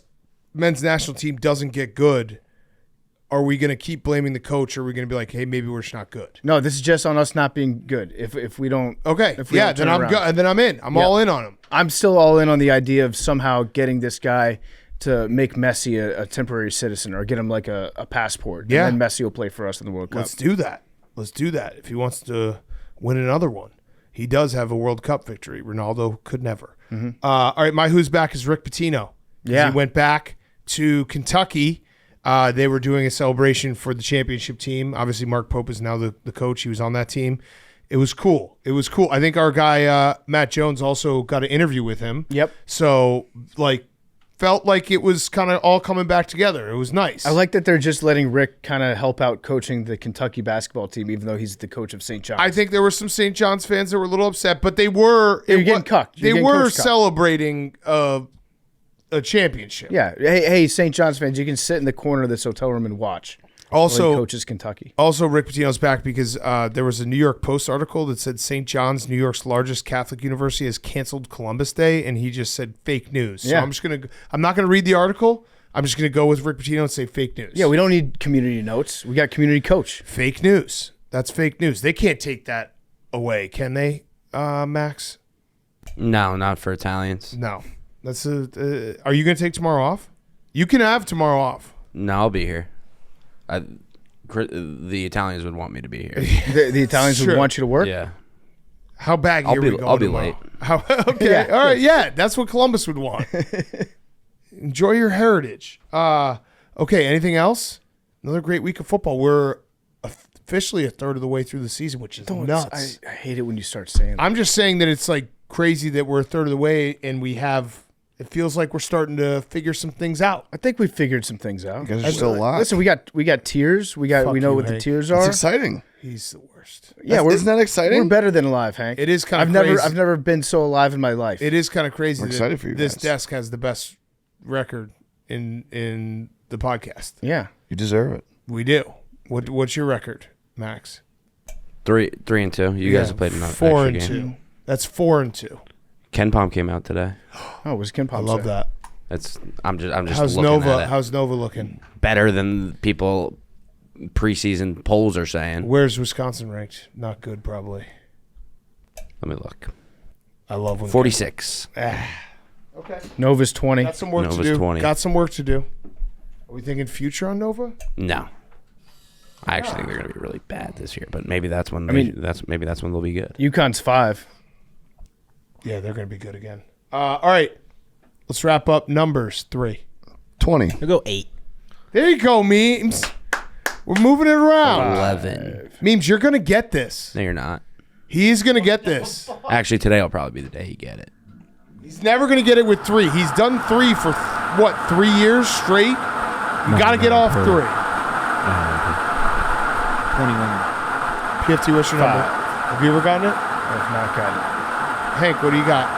20 for Villanova. 32. 32. Mississippi State. Mississippi State. Love you guys.